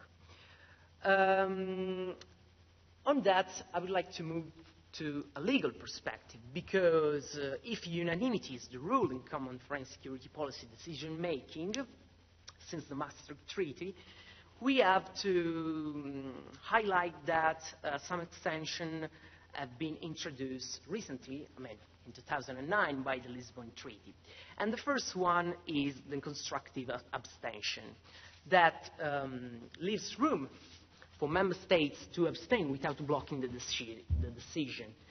And it's something quite interesting, because if we think about that, and again, if we can imagine that in many cases a sort of consensus among a small group of member states can be reached to launch a military operation or to take any type of diplomatic initiative, well, in that case, we can define this opportunity like a sort of opting out for some member states that don't want to be involved in this, but they leave room for others to take the initiatives. The second opportunity that has been introduced in the Lisbon Treaty, is some exemption to the unanimity rule, because we know that qualified majority vote is typical for community policies, but also for the common foreign security policy. The Lisbon Treaty introduced some exemption to the general unanimity rule. For instance, just list that, the Council can pursue qualified majority voting when adopting a decision defining a Union action or position on the basis of a European Council decision. So, I don't know if you remind how the system works, but we have the European Council where let's say the strategic decision and the long-term strategic decision are taken, where more at the operational level we have the Council of the European Union in the foreign affairs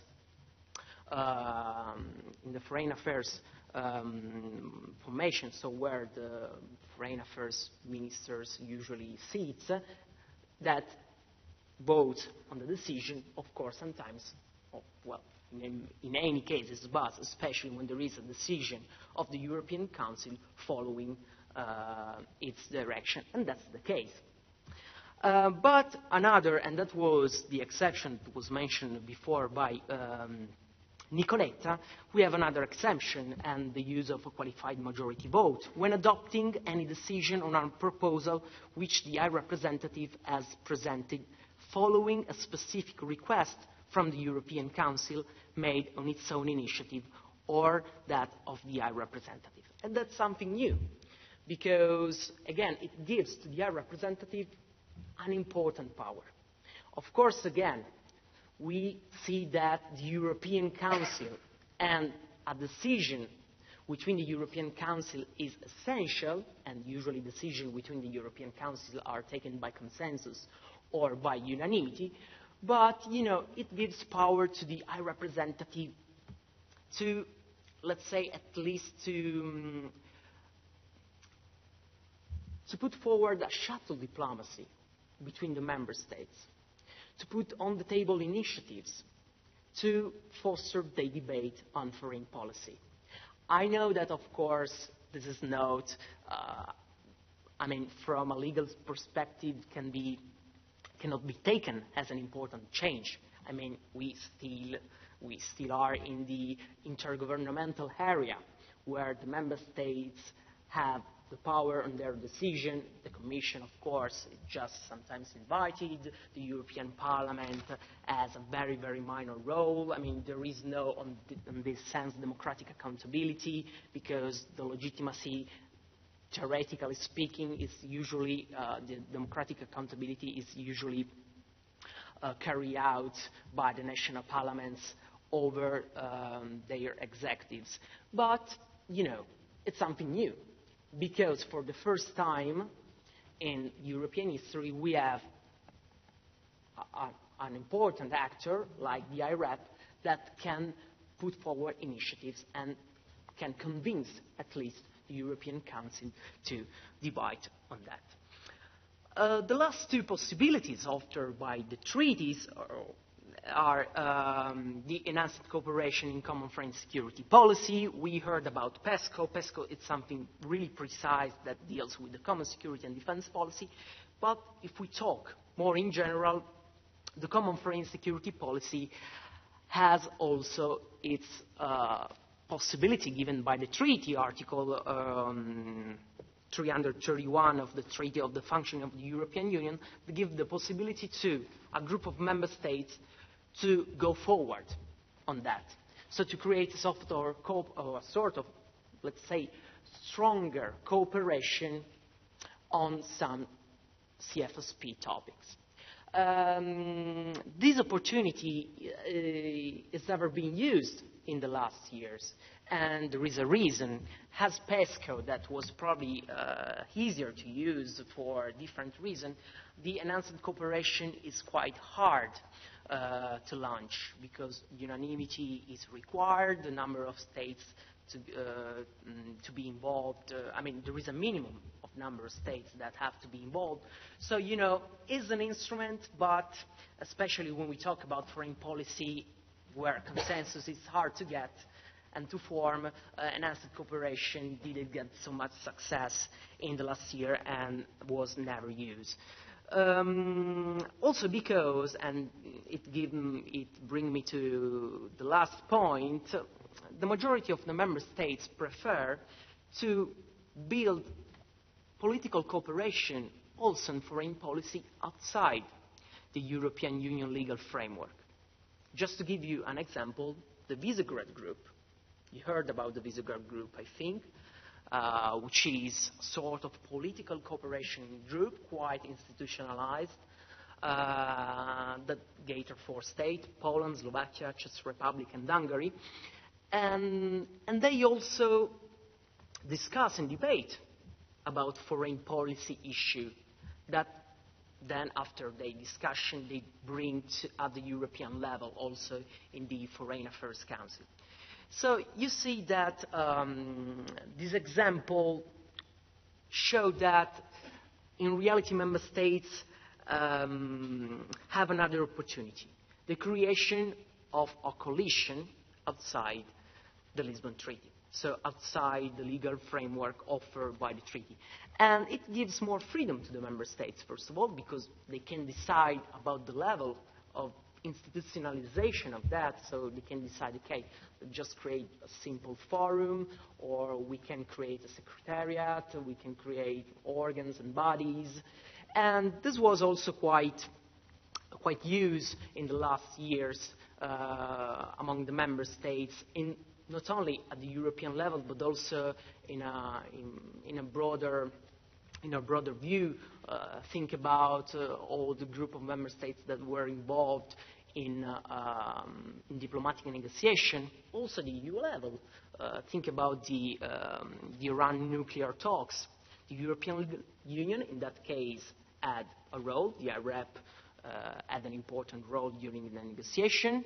Some member states of the European Union were involved because they were member of the of the United Nations Security Council. So there was, in this sense, a good collaboration between the European level and the United Nations level. So this option leaves a lot of freedom and flexibility in overcoming the constraints that usually we face in the common foreign security policy decision making. But we know also that, and that's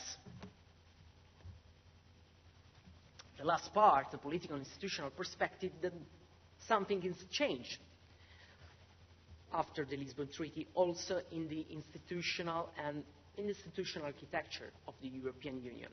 And 2 were the most important innovations that were introduced by the Lisbon Treaty. The first one was the High Representative. I mean, the High Representative that we have today, with the power, with the enhanced power that now Federica Mogherini can use to carry out her job. And the other innovation, and I'm sure that you heard about because you have the honor to host Pierre Vimont. He was the first Secretary General of the new European External Action Service, which is de facto the first supranational diplomatic service of the European Union, and it has also a very important role together with the High Representative. Because I don't know if you get the opportunity to talk about the role of the High Representative and about the role of the EAS, but usually the High Representative is defined as double-headed. Because on one side, the High Representative is the chair of the Foreign Affairs Council, so we see that is directly involved in the common foreign security policy definition. But on the other side, this is the second hat, is part of the European Commission, because he is its vice president. So that's a very important innovation, because in this way, the High Representative can be present in the both institutions that define the entire external action of the European Union. The Foreign Affairs Council, for what concerns the common foreign security policy, and on the other side, the European Commission, where the external projection of the community policy is developed. Why it's so important? Because this brings coherence. Because one of the biggest problems for the European Union external action is coherence.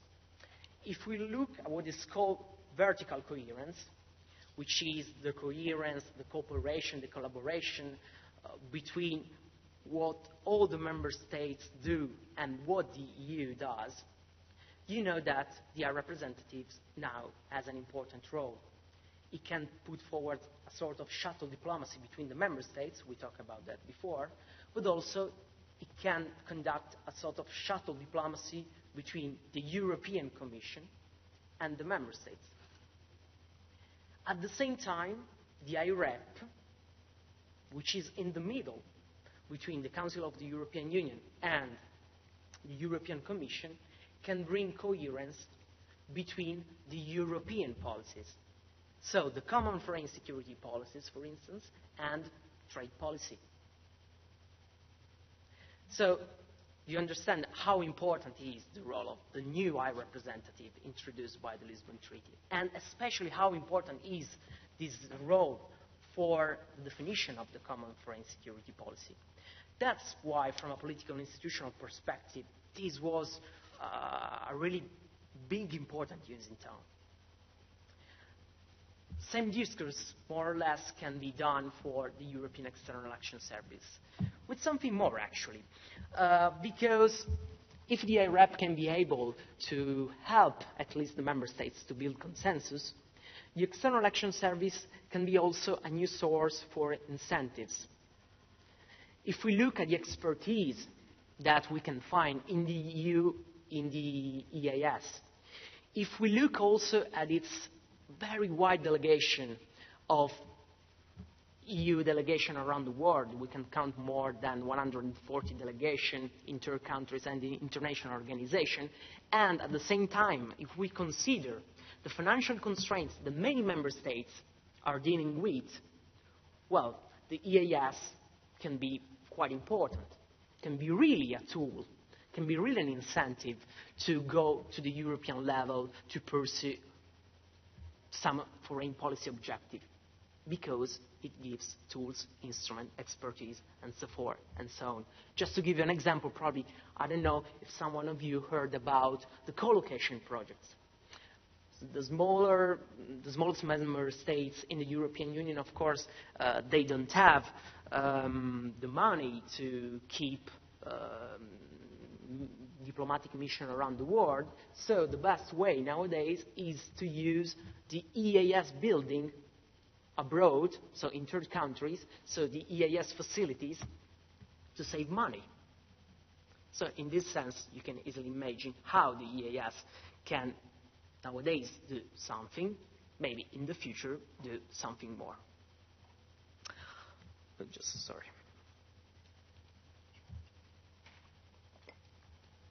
So, I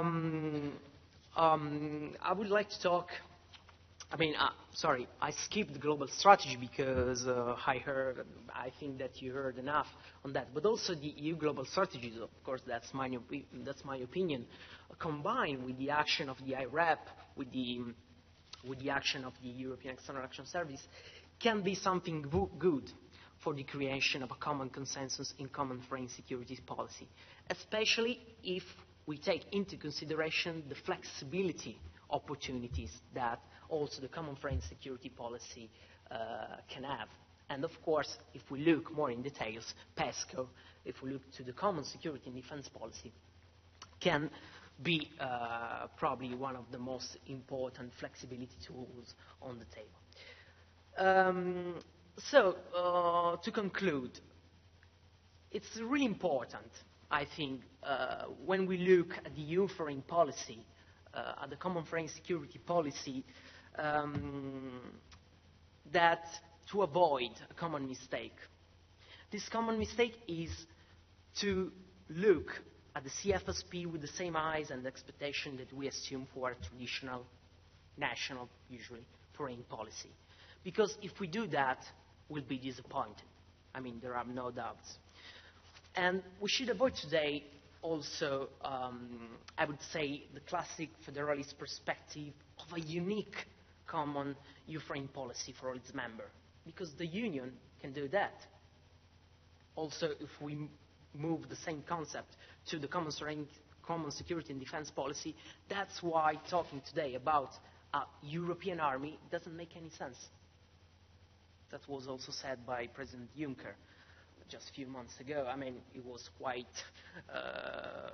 he changed idea a few times on that, but you know, there is no consensus on that. The European Union can do that, and there is no just one single and unique foreign policy among the EU member states. Meanwhile, we should always bear in mind that nowadays the national absolute sovereignty in international affairs is a myth, because there is no European country able to act as a superpower in the international community. So the question is, are we facing a political dilemma? So we can't have a single EU foreign policy, but at the same time, the national foreign policy, the power that have the national foreign policy is decreased, and now they can't alive just acting alone. Of course, no. The EU and its member states are there just following a narrow and arduous path that it has in the flexibility the only feasible approach to get results in the short, medium terms. Because if we take the public support among the EU citizens for a deeper common foreign security policy, this is quite wide. The majority of the European citizens are in favor of more EU foreign policy. And the eternal clash of national interests is something overestimated. As I said before, usually what we have is just a lack of interest at all. But things remain uneasy, because the legal and political tools able to offer flexibility in CFSP exist. They have some potential. We look at that, but sometimes they are difficult to use. So what the EU could aspire in the future is twofold. A change, first of all, in the mindset of the member states' governments about the common foreign security policy and its use, and we have seen how the EU institutions and bodies, the IREP, the EAS, can help them in looking this way. But it's something quite complicated, because foreign policy, it's really at the base of the idea of national sovereignty. So this change we can get this change, but it probably would take a lot of time. What we can do in a more short term is to give more incentive. to give more incentive and to use at least this flexibility tool. And talking about incentive, we talk about PESCO, but we should more in general talk about financial ones. So the revision of the Athena mechanism, new own resources, new European own resources devoted also to foreign policy program.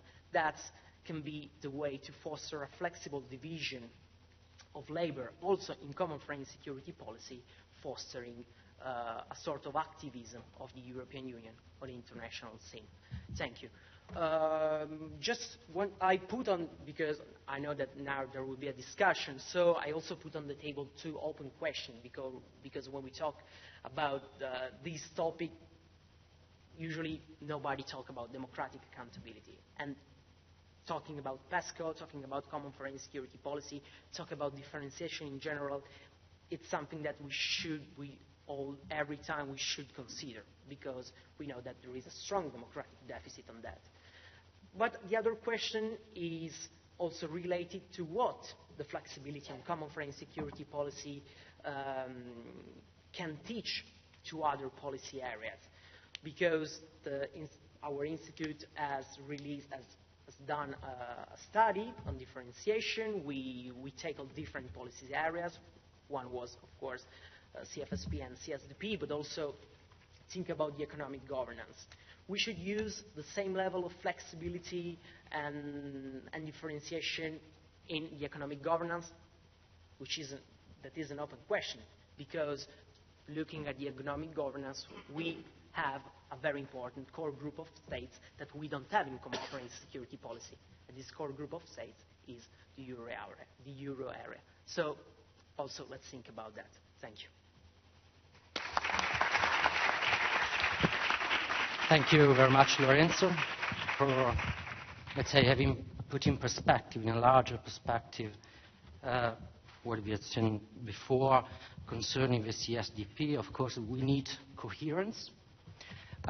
Actually, the principle of coherence today is enshrined in the treaties. It was an innovation introduced by the Lisbon Treaty.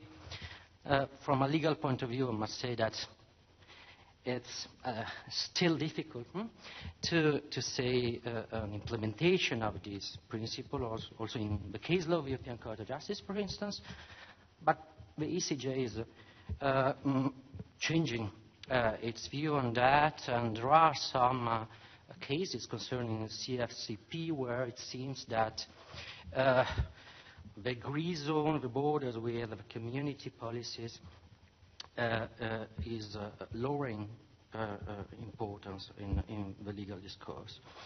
I have just a question which is related to the possibility to use the PESCO as a tool for triggering flexibility also in other areas of CSSP in the light of coherence, actually. But I think that before, let's say, asking some question at this side, it would be interesting to open the debate.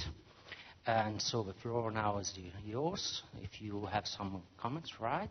Questions, you are more than welcome. Okay?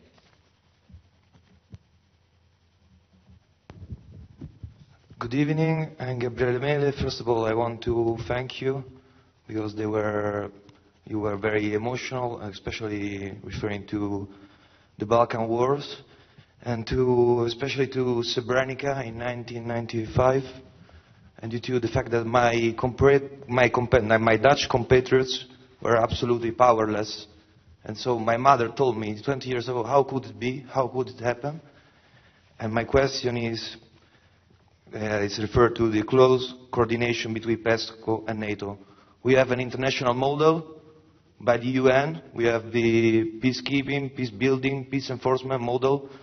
It could be adopted, could be structured as in the UN. We know we have a lot of problems during all our history after the Second World War. But I want to know, because I really want to never be another Srebrenica. That's my opinion. Thank you very much. Thank you. So I will collect, I will say that we can start collecting 5 questions, maybe for the first round, and then we will collect other ones. So, yeah. Good afternoon. My name is Niccolo Cavalli. Thank you for your speeches. I also wanted to ask something about the cooperation between PESCO and NATO, also because all the PESCO member states are also NATO member states. So if NATO decides something, we have to follow them as NATO member state. And we can't decide anything, I think, as a PESCO. So I would like to know if you think it's necessary to break up with NATO. And the other question is for Mr. Schroeder. We all know that many European member states sell a lot of weapons and ammunition all over the world. So I would like to know if you don't think that the European Union should take a stronger position also in the United Nations system about the no proliferation of weapons and ammunition to be more coherent with its values as peace. Thank you. Thank you. Yeah. My name is Riccardo Ronchetti. I want to say thank you for your speeches. I'm really interested in the EU global strategy. That's also the topic of my master's degree thesis. And so the strategy says that the EU has to develop a strategic autonomy. I think that this concept is really ambiguous, given the link between foreign policy and state national sovereignty, and also the importance that transatlantic relation and NATO has for some member states. So I would like to know from your point of view what this concept really means. Thank you.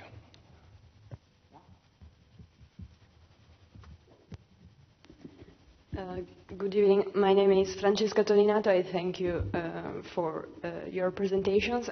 My two questions are, one is about PESCO and NATO, but my colleagues have already asked. I'd just like to know how do you think they can be combined in the future? And the other is about PESCO, for Nicoletta Pirozzi. Does PESCO include also the fighting against terrorism? And if not, why? And if yes, which is the strategy? Thank you. Other questions? Yeah. Thank you. My name is Sara Mignatini. One is more a comment, and then I have also a question. The comment is on the idea of lack of interest that Mr. Rai said. In my opinion, it's very strange for a European Union that is so linked economically to have states that have lack of interest for foreign policy of other states. Maybe it's a misunderstanding of mine on your explanation of this lack of interest. So if that is the case, if you could explain it more. But if it's not the case, don't you think that there are some threats right now that can actually lead to a common interest on foreign policy? And also, it wouldn't be so simplistic to say that the foreign policy of one state could not involve the economic policy of another state within the European Union. Let's make an example. Let's say that Russia has some problems with one of the Balkan states, for example, Estonia, that they are always quarreling about. And then we put more sanctions on Russia, and then Italy is interested in Russian foreign policy, of course, and has an economic problem. After Italy, Spain has another economic problem because the agricultural product of Spain goes to Italy. Mm-hmm. So I think it's really simplistic to say that there is a lack of interest for other European countries' foreign policy. But maybe it was my misunderstanding of your explanation. And the other question is about the relation between PESCO and NATO, but in a very farther point of view or perspective. wouldn't be a strong European foreign policy, like a common, a real European foreign policy, a threat to NATO, seen as a US-based idea on foreign policy? So wouldn't a strong European foreign policy undermine NATO itself and also undermine the relations between the EU and the US? Maybe not under Trump, but still we know that this European foreign policy is not a short-term vision, so maybe in the future we will have this problem. Thank you. So thank you. I think that each panelist has the chance to react to all the questions. So, Nicoletta. Okay. Yes. Thanks a lot. A lot of interesting questions. First of all, the most popular one, PESCO and NATO. Okay. Of course, this touches upon a crucial issue concerning the development of a European identity in the defense field. This is not a new problem. It is a problem that maybe could be exacerbated by PESCO if this project really becomes something meaningful at the political level.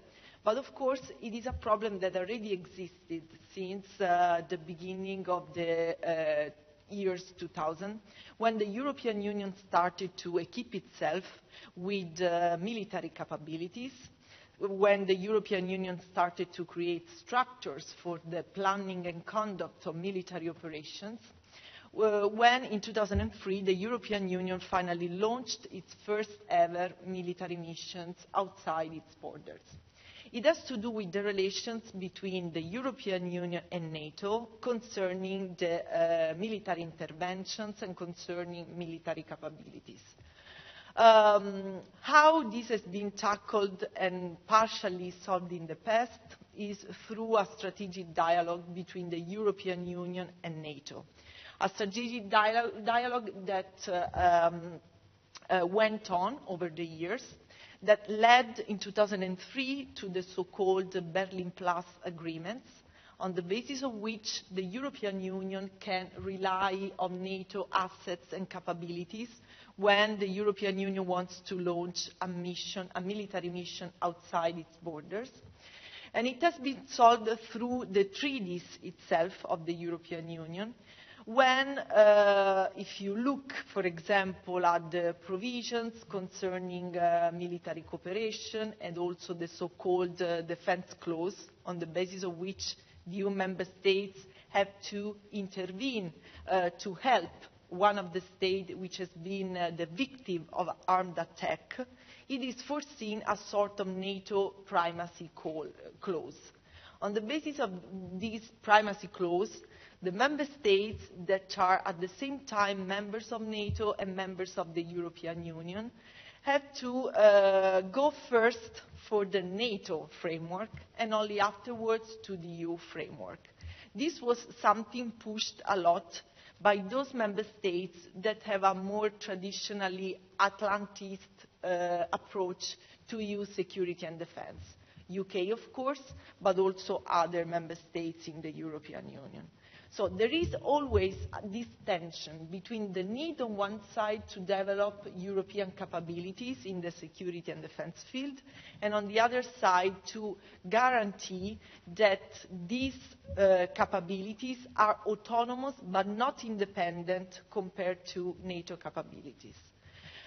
This is also something relates to the relationship between the United States and Europe concerning defense, of course, as the US has been traditionally seen as the guarantor of peace and security in the European area. Now, it is clear that the United States doesn't want anymore to play this role, at least in its strategic projection, or at least as it did in the past. So there is a clear demand also on the US side for the European Union to equip itself with adequate capabilities to respond to the challenges that the European Union has to face, particularly in its immediate neighbourhood. We're talking about the Balkans, we're talking about the Middle East, we are talking about the Mediterranean region. So let's say that nowadays we cannot say that developing European capabilities in defense is in contrast with the US strategic approach. In the framework of NATO, of course, there is still a tension between the supremacy of the interest and the role of the US on one side and the so-called European pillar, so what the European allies can do and are able to do.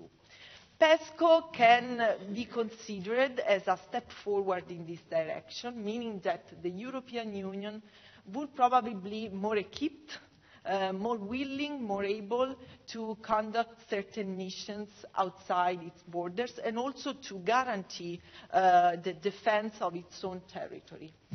Concerning NATO, this means that we have to find some working agreements at the strategic level and at the operational level to make sure that what has been done at EU level doesn't contrast with what has been done at in the NATO framework. This has been done also in the past. For example, the European Union started to think ahead in the European defense, and some agreements have been established with NATO to ensure that the capability development plans of the two organizations were not in contrast. But of course, in the framework of PESCO, this should be done even more. And this is also true for the issue of the permanent headquarters in Brussels. The relationship with the US and the possible overlapping with NATO is one of the central reasons why this has not been implemented yet.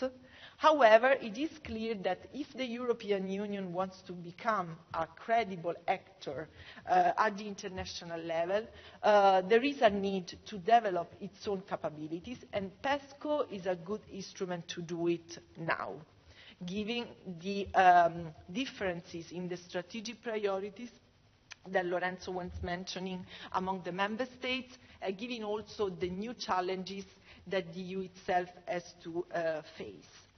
Among these challenges, there is terrorism, of course. Actually, terrorism is one of the challenges to which the European Union has declared a need to react in a more effective way. And in fact, if you look at the Lisbon Treaty, to the so-called Petersberg tests that were mentioned before, with the Lisbon Treaty, there is a specific mention to the fight against terrorism and the possibility for the European Union to conduct such missions in the framework of the so-called Petersberg tests. Now, this has not been identified as a specific task for PESCO. However, if you look at the kind of projects and activities that could be implemented in the framework of PESCO, we can find also an improved integration in terms of intelligence capabilities, the capability to react to cyber attacks. All these things, of course, are really relevant for the European Union in the fight against terrorism. So somehow PESCO will be also very relevant in this case. Apart from PESCO, the European Union has equipped itself also with responsible for the fight against terrorism and a strategy for the fight against terrorism. However, if I have to say, the results have been mixed at best. And this has a lot to do with the lack of sharing of information among the intelligence services within the European Union, and also a still embryonic cooperation among the police and the judiciary within the European Union.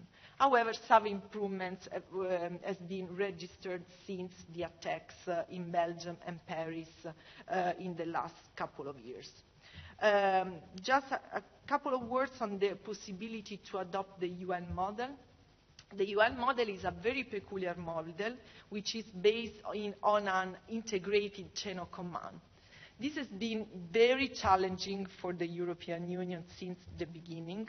There are now a number of proposals to transform this new integrated approach to conflicts and crises to something similar to the UN approach. But that would mean, of course, to have a common chain of command, a vertical organization, and also a combination of the political, military and civilian responsibilities for a specific intervention within the European Union, which is on the horizon for the long term, but not yet there. So let's say, I mean, there is an increase of attention for the need to implement combined, coherent, integrated action, but the UN model is still something else compared to the EU practice concerning peacekeeping and crisis management. And yes, last one, on the strategic autonomy in the EU global strategy. I mean, here again, the EU recognized the need to have an autonomous, let's say, profile in the international strategic context, and the EU global strategy also responds to this need. This was done already, as I said, with the first European security strategy in 2003. The global strategy tries to do it at a different level, meaning not only in the security and defense sector, but more broadly in its external relations, and also on a more diverse geographical context. Of course, the neighborhood remains the first priority for the European Union, but the general ambition of the global strategy is to transform the European Union into a real global actor. Of course, to do that, you need a strategic concept. So the fact that the global strategy is a strategic concept has been contested by some, because it is a very well-written document, a very comprehensive one. But then somebody contested the possibility to operationalize it concretely concerning the priorities in foreign policy. As we say, this has been partly done in specific sectors, and security and defense, I think, it's a positive example. In other sectors, we're still waiting for concrete results by the European Union. For example, on this new concept of resilience of states and societies, or also concerning the integrated approach to conflicts and crises. We still need to see what the European Union concretely wants to do differently from the past. In the field of security and defense, I think there is an added value in the implementation plan of the strategy that can really increase the role of the European Union internationally.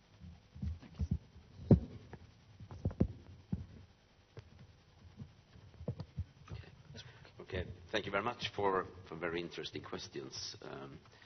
But as Sweden is not a member state of NATO, I think I better leave the question PESCO and NATO to begin with. But Gabriel, you put a question on what happened during the Balkan Wars and Srebrenica, and of course that is a very, very important question.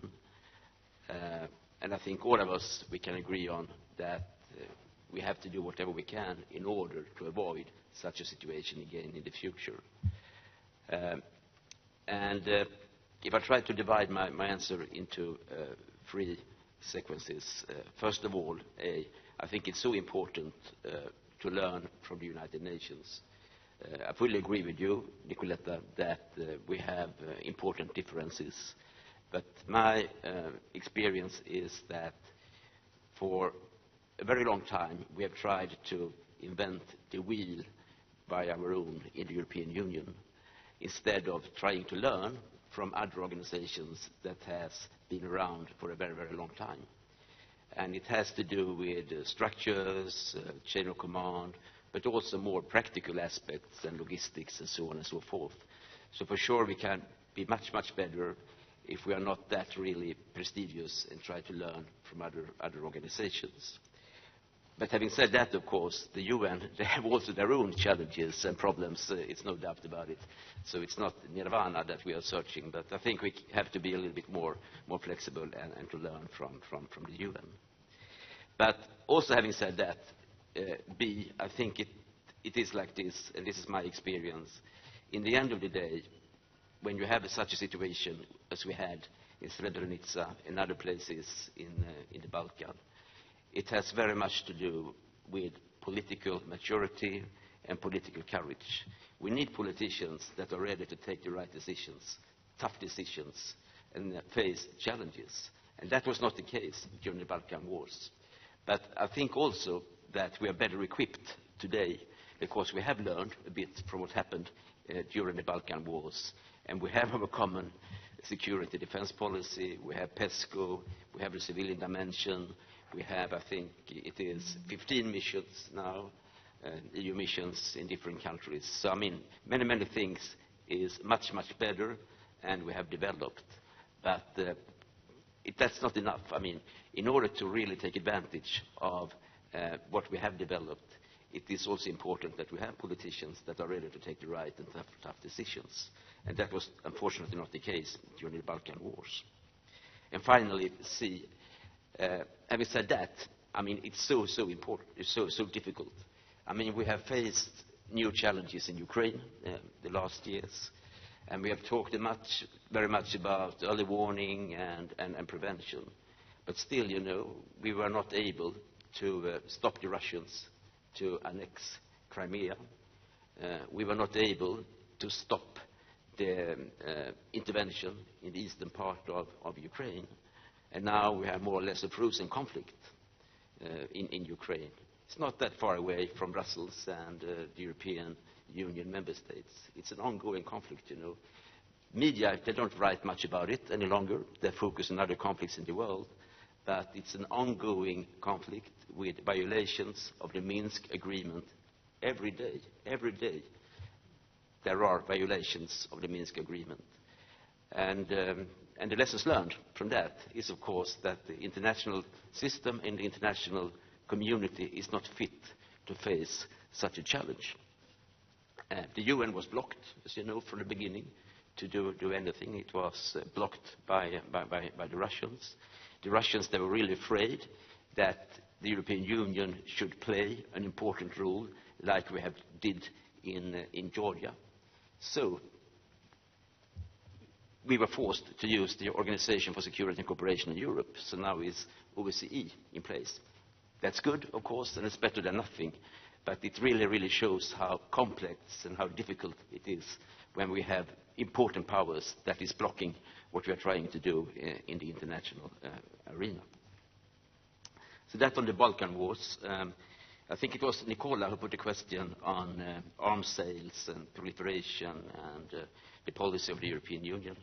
I think it's important to distinguish between a common foreign policy and a supranational foreign policy. I mean, when we are talking about foreign policy in the European Union, we don't have a supranational foreign policy.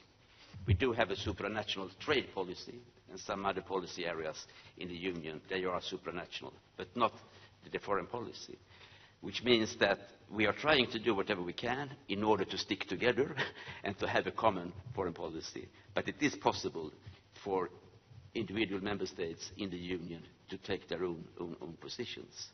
And certainly they do that from time to time in the UN when it comes to arms sales, nuclear weapon, and other issues. But I fully agree with you. It should be, I mean, there is a room for improvement, if I put it that way. And I think that the European Union can play a more progressive role in terms of fighting arms sales and working against arms race in the world and controlling the nuclear weapons we do have. But once again, it's not easy because we have different opinions and different forces and different interests in the Union. And that's, of course, both our strength and our weakness. So it's maybe not a good question. It's more an explanation of how it is. But I fully agree with you that we need to do more, and it is really, really needed to do more as well.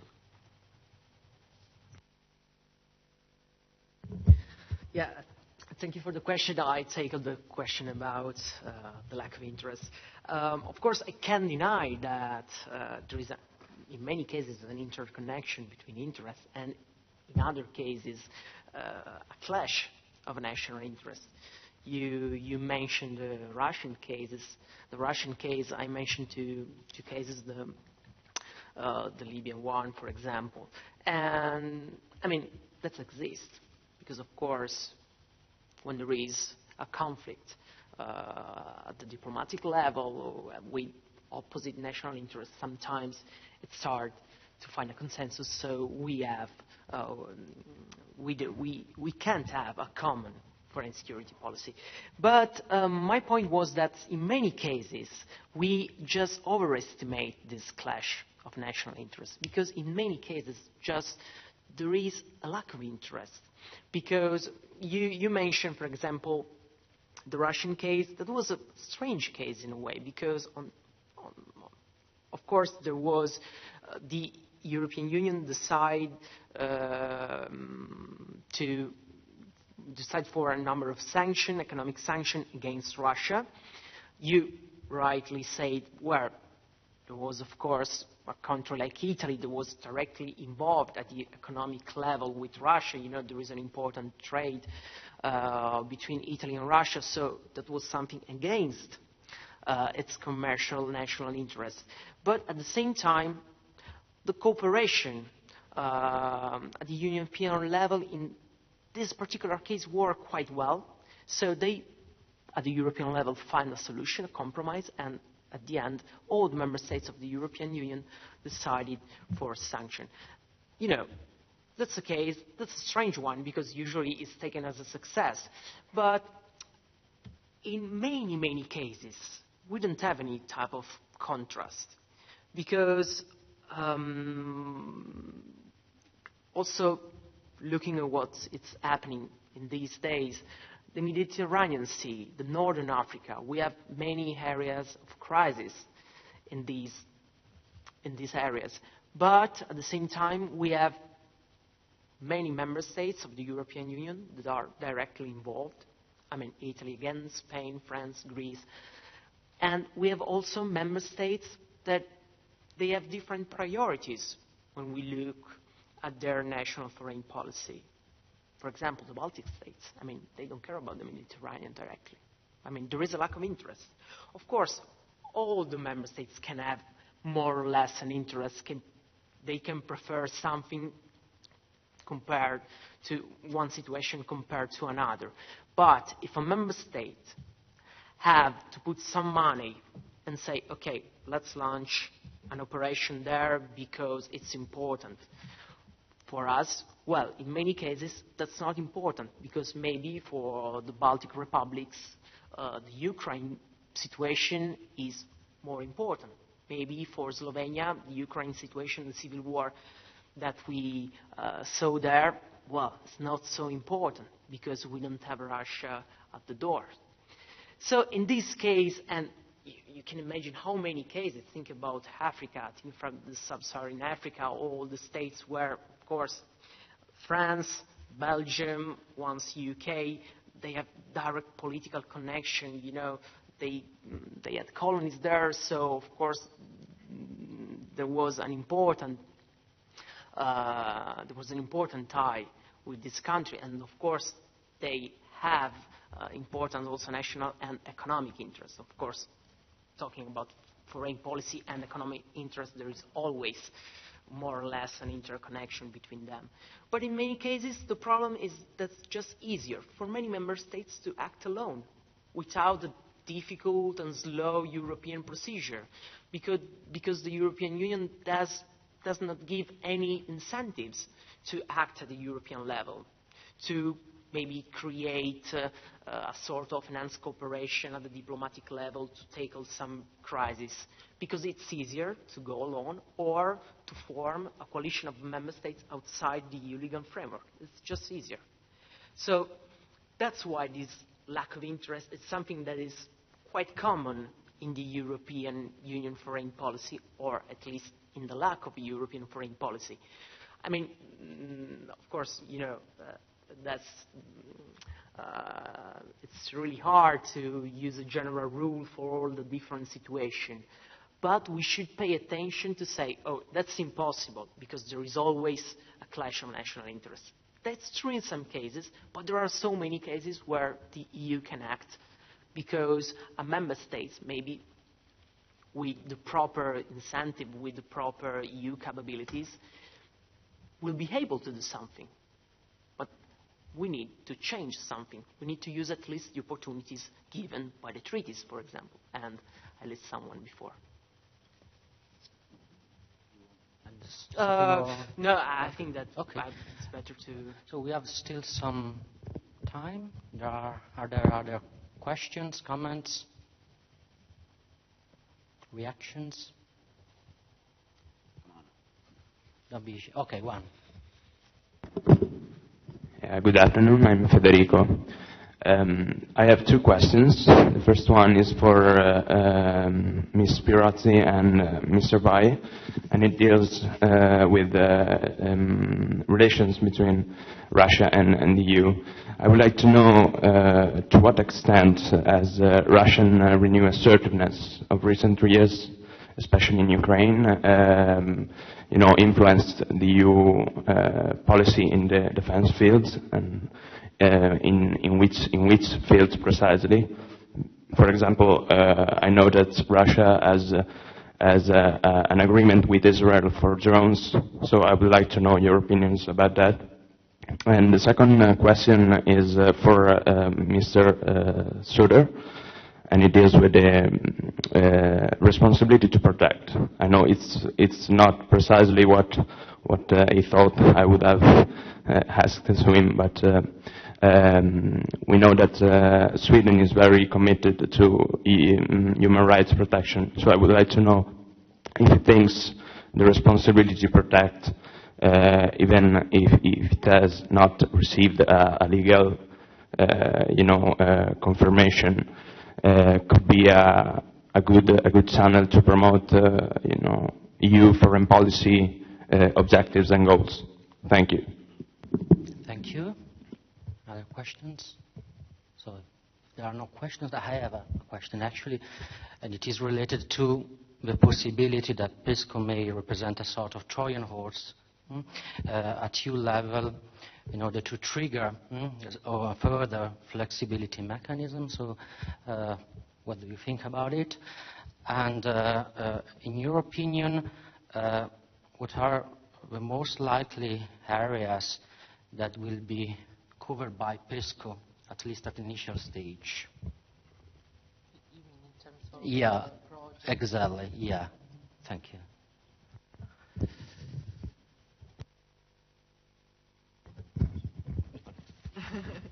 Yes. So, Russia and EU defense. Okay, let's say that the new assertiveness of Russia put into question some of the basic assumptions of the EU foreign policy, and also in the defense field injected a level of stress among the different member states that were not easy to face within the European Union. And this has to do also with the relations between the EU and NATO and the security and defense priorities in the two organizations. I would say that on one side, the Russian assertiveness and also what happened in Ukraine show that the European Union is still able to act together on the positive side, let's say, because the European Union was able to agree on common sanctions, which was not an easy task, at least at the beginning. And this sanctions policy was maintained over the year. So there was a kind of consistency that was shown by the European Union, which showed that the European Union has still an embryonic, but has a foreign policy, and this can be exercised through a very wide array of instruments, including the economic and commercial one with the sanctions. As I said, that was not easy at the beginning. Also, the positions taken by the High Representative were contested because they were judged as too pro-Russia. But in the end, I mean, the European Union agreed on a common policy. Of course, if we look at what happened in Ukraine on the negative side, I agree the European Union was not able to react in a proper way at the political level, but also at the operational level. However, what is clear from the Russian crisis, from the Ukrainian crisis, is that the member states in the EU still have different strategic priorities, and that was shown by the, concrete request by the Eastern European states to focus the attention and the resources of the European Union on the eastern flank, while there was a pressure by Italy and other Mediterranean states to face the Mediterranean issue, the Northern African so-called Arab Springs, and the migration crisis as the top priority for the European Union. This dialogue is still ongoing. Of course, the Eastern European countries, Poland, Visegrad, still rely a lot on NATO as the key actor in defense of their interests and territorial integrity against Russia, while the European Union is seen again as an important political and strategic partner in many respects. Concerning PESCO, yes, PESCO can really be seen as a laboratory for flexibility in the next few years.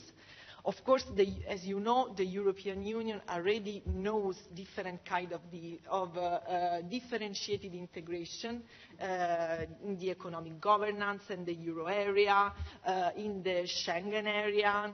So there are already examples of increased cooperation among member states in specific sectors. Now, what PESCO should bring as a new element is a new kind of differentiation, a differentiation which is based on the different interests of member states in specific areas, and also in a different international and internal context of the European Union itself.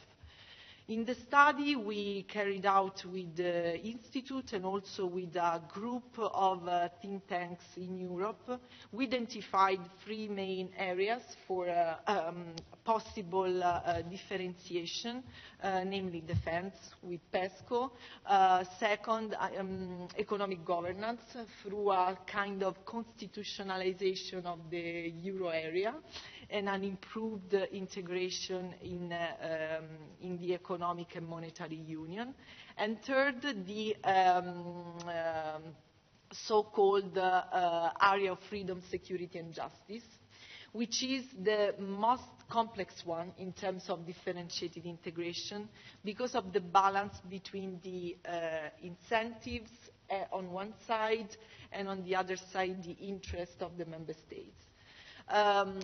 Now, if we look at what happened in Paris just a few days ago at the meeting of the four member states, Italy, France, Germany, and Spain, concerning the migration issue, there was this summit hosted by President Macron with three African countries, Mali, Niger, and Chad, and four countries from the European Union.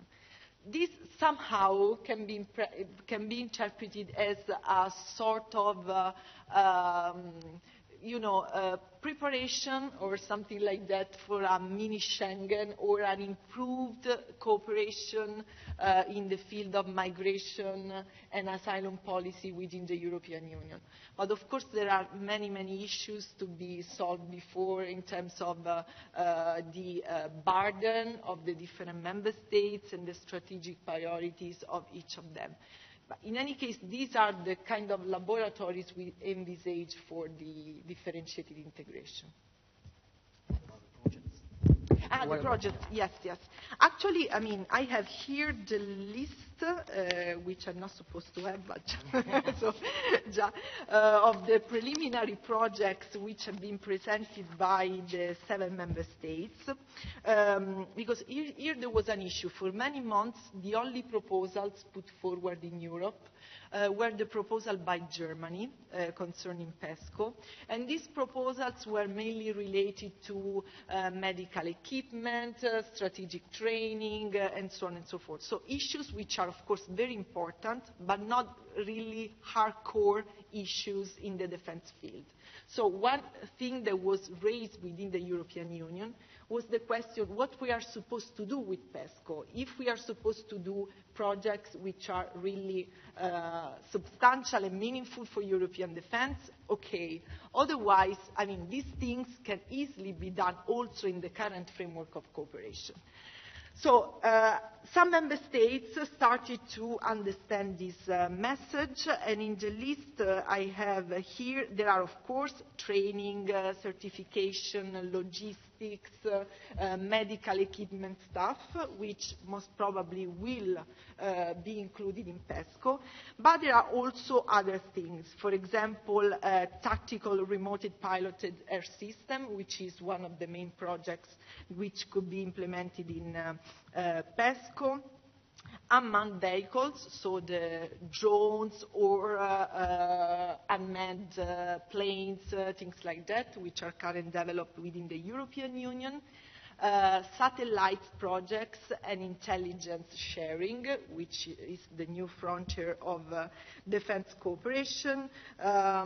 Helicopters, hot and high, I mean the new generation of helicopters to be used in the common mission. And cybersecurity cooperation. So these will be probably the areas in which the member states will start increased cooperation in the framework of PESCO. But of course, as I say now, member states have to prepare a list of selected priorities to start with, because all these things require a lot of resources and financial commitment by the member states. Thank you, Federico, for your question concerning the right to protect. As you know, it is a UN policy, and that policy was adopted in the World Summit 2005. And it says that, it's putting human rights in the center. And if human rights are violated, it gives the UN the right to assist countries to protect their own civilians.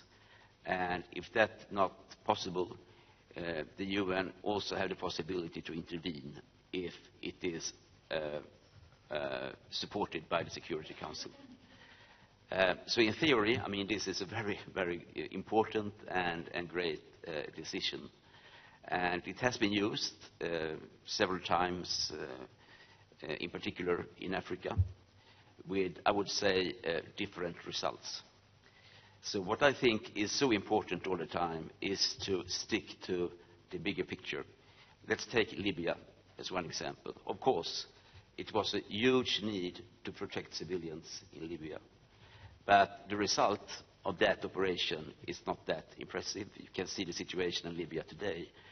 And I doubt that it was a clever decision to intervene in Libya as the international community did some years back.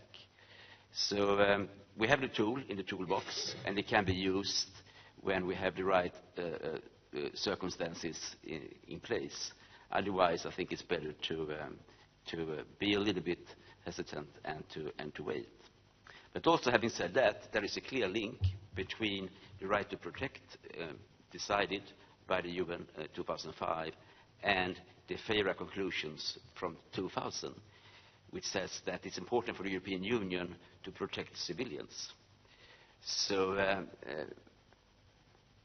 with or without the UN, I think it is possible, when we have the right circumstances in place, also for the European Union, in cooperation, and this is important, in cooperation with the countries concerned, to work on protection on civilians. But it's a little bit different thing compared to the right to protect decided by the UN 2005. But still, it is one of the core issues or cornerstones in the FEIRA conclusions. And frankly speaking, I think that we have not been that successful in the European Union to implement that aspect of the FEIRA conclusions. So we have still some homework to do.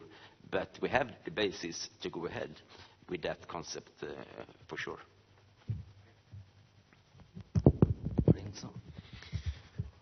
Yeah, thank you for the question. Just to brief comment on the Russia-EU relations. I think that the Ukraine case was probably the hardest test for the relations. But just 2 points. The first one is that probably the European Union in the last years didn't pay too much attention to these relations. And especially, I think that the EU didn't do its best to keep a dialogue with Moscow. So on that, probably, I mean, I don't want to say this is the result of what's just happened in Ukraine. Of course, in that case, there was really a strong clash of economic interests from one side, the Russian one, and on the other side, the European one. But probably with a political dialogue, with a different and proper ex-ante political dialogue, the crisis, I don't want to say that probably the situation now would be different, but probably we could have a different outcome on that. But on the other side, we should also remember, and that's a very old strategy of Russia, that Moscow is, I mean, it's really good in planning with the contrast between the European member states' national interests. I mean, on the bilateral level, on that, I mean, in many, many different areas. Just to give an example, think about energy policies. On that, Russia has been just very active to negotiate with Germany, with Italy too, at the same time to foster division between the EU member states, because, I mean, it was helpful to pursue its national interest. I mean, a stronger and united Europe, of course, is a different actor on the economic scene, and of course is also a tough actor for Russia. So on that, I mean, we can identify, let's say, opposing interests from both sides. Talking about PESCO, and particularly talking about PESCO as a Trojan horse. Well, if you refer to PESCO as a Trojan horse in the sense to PESCO can be useful to identify a core group of states that can proceed in other policy area using different tools of differentiation, so also maybe in justice, home affairs, on economic governance. On that, I should say that I'm quite skeptical. First of all, because it's really hard if we look at PESCO. Now, it's hard to say because, you know, it's something that it's still going on, so it's hard to define how many member states will join this permanent structured cooperation. But the heterogeneity of the member states coalition is really high if we look at the different policy areas of the European Union. There are several studies on that, and really, it really depends about the topic. So maybe, of course, we have Germany, France, Italy, Spain. Usually, these member states are more or less present in different projects of differentiation, or they may become member of different projects. But if we just extend the group, it starts to define a core group. I think that the only peculiar case on that is the economic governance. Because on that we are facing, first of all, we have already an important group, which is the Eurozone and its 19 member states. And we have already a very high level of integration, because if we just let's think about the monetary policy. The European Central Bank is probably the only true federal institution that we have in the European Union. And on that, it will be hard to proceed with a differentiation in what is already differentiation compared to the other member states. So on that, I know that nowadays it also can be a risk to, let's say, foster a fragmentation of the European Union at the political institutional level, because if we take PESCO on one side on CSDP issues, if we take maybe a Schengen Plus with other member states on another chapter, or if we take the Eurozone as a wall for another type of differentiation, this can really become a mess, and it's something really hard to handle, also from a legal perspective, I think. But yes, PESCO can become a test also from a political perspective, to see if other member states that are that shown in the last year maybe different visions about the long-term future of the European Union, like thinking about the Visegrad Group, so which is the last objective of the Union. The federation, something different, like federation, a super state. I mean, of course, there is no answer on that, but there are many different visions on that. So PESCO can become a sort of test, because, all the member states should say something on that. And that can, I think, at least, can be something important to see. The last thing about the European program, I mean the specific programs that can be identified or proposed in a future PESCO. Totally agree on what Nicoletta said, of course, about the EU capabilities.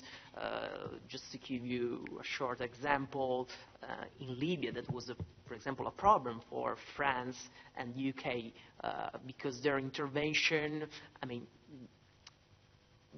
they suffered the lack, for example, of the HAWACS aircraft, the big aircraft that are usually used to map the territory before any type of intervention. UK, France, they don't have this type of aircraft.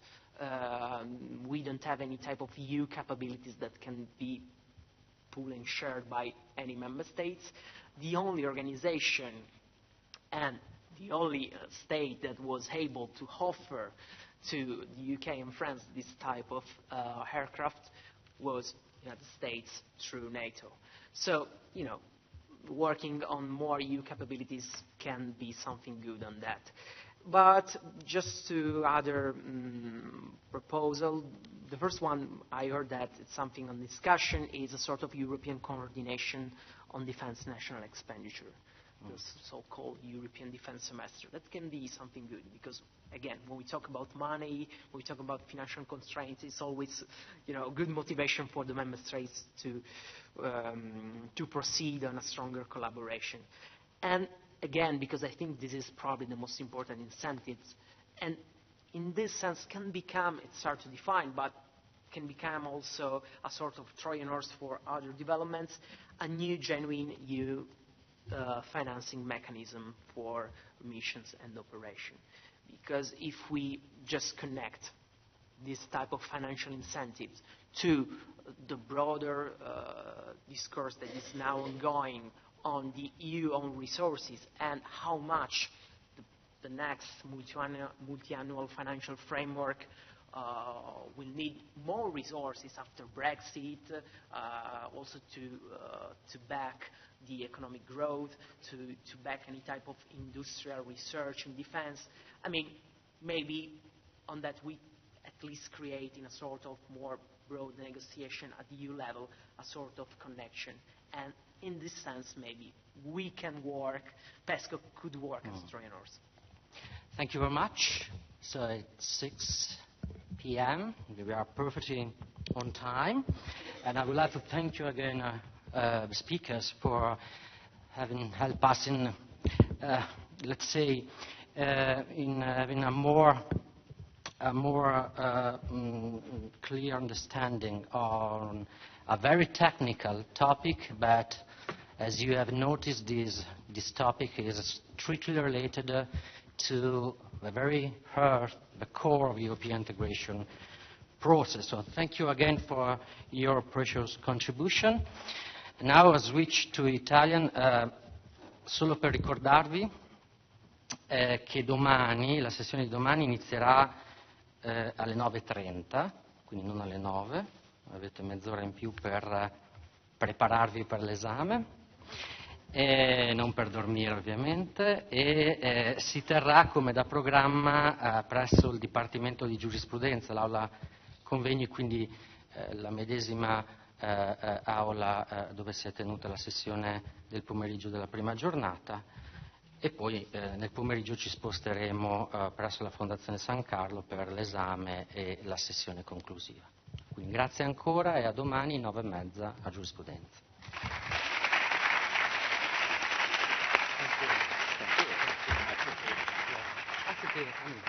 Grazie davvero. È stato interessante, devo dire. Okay,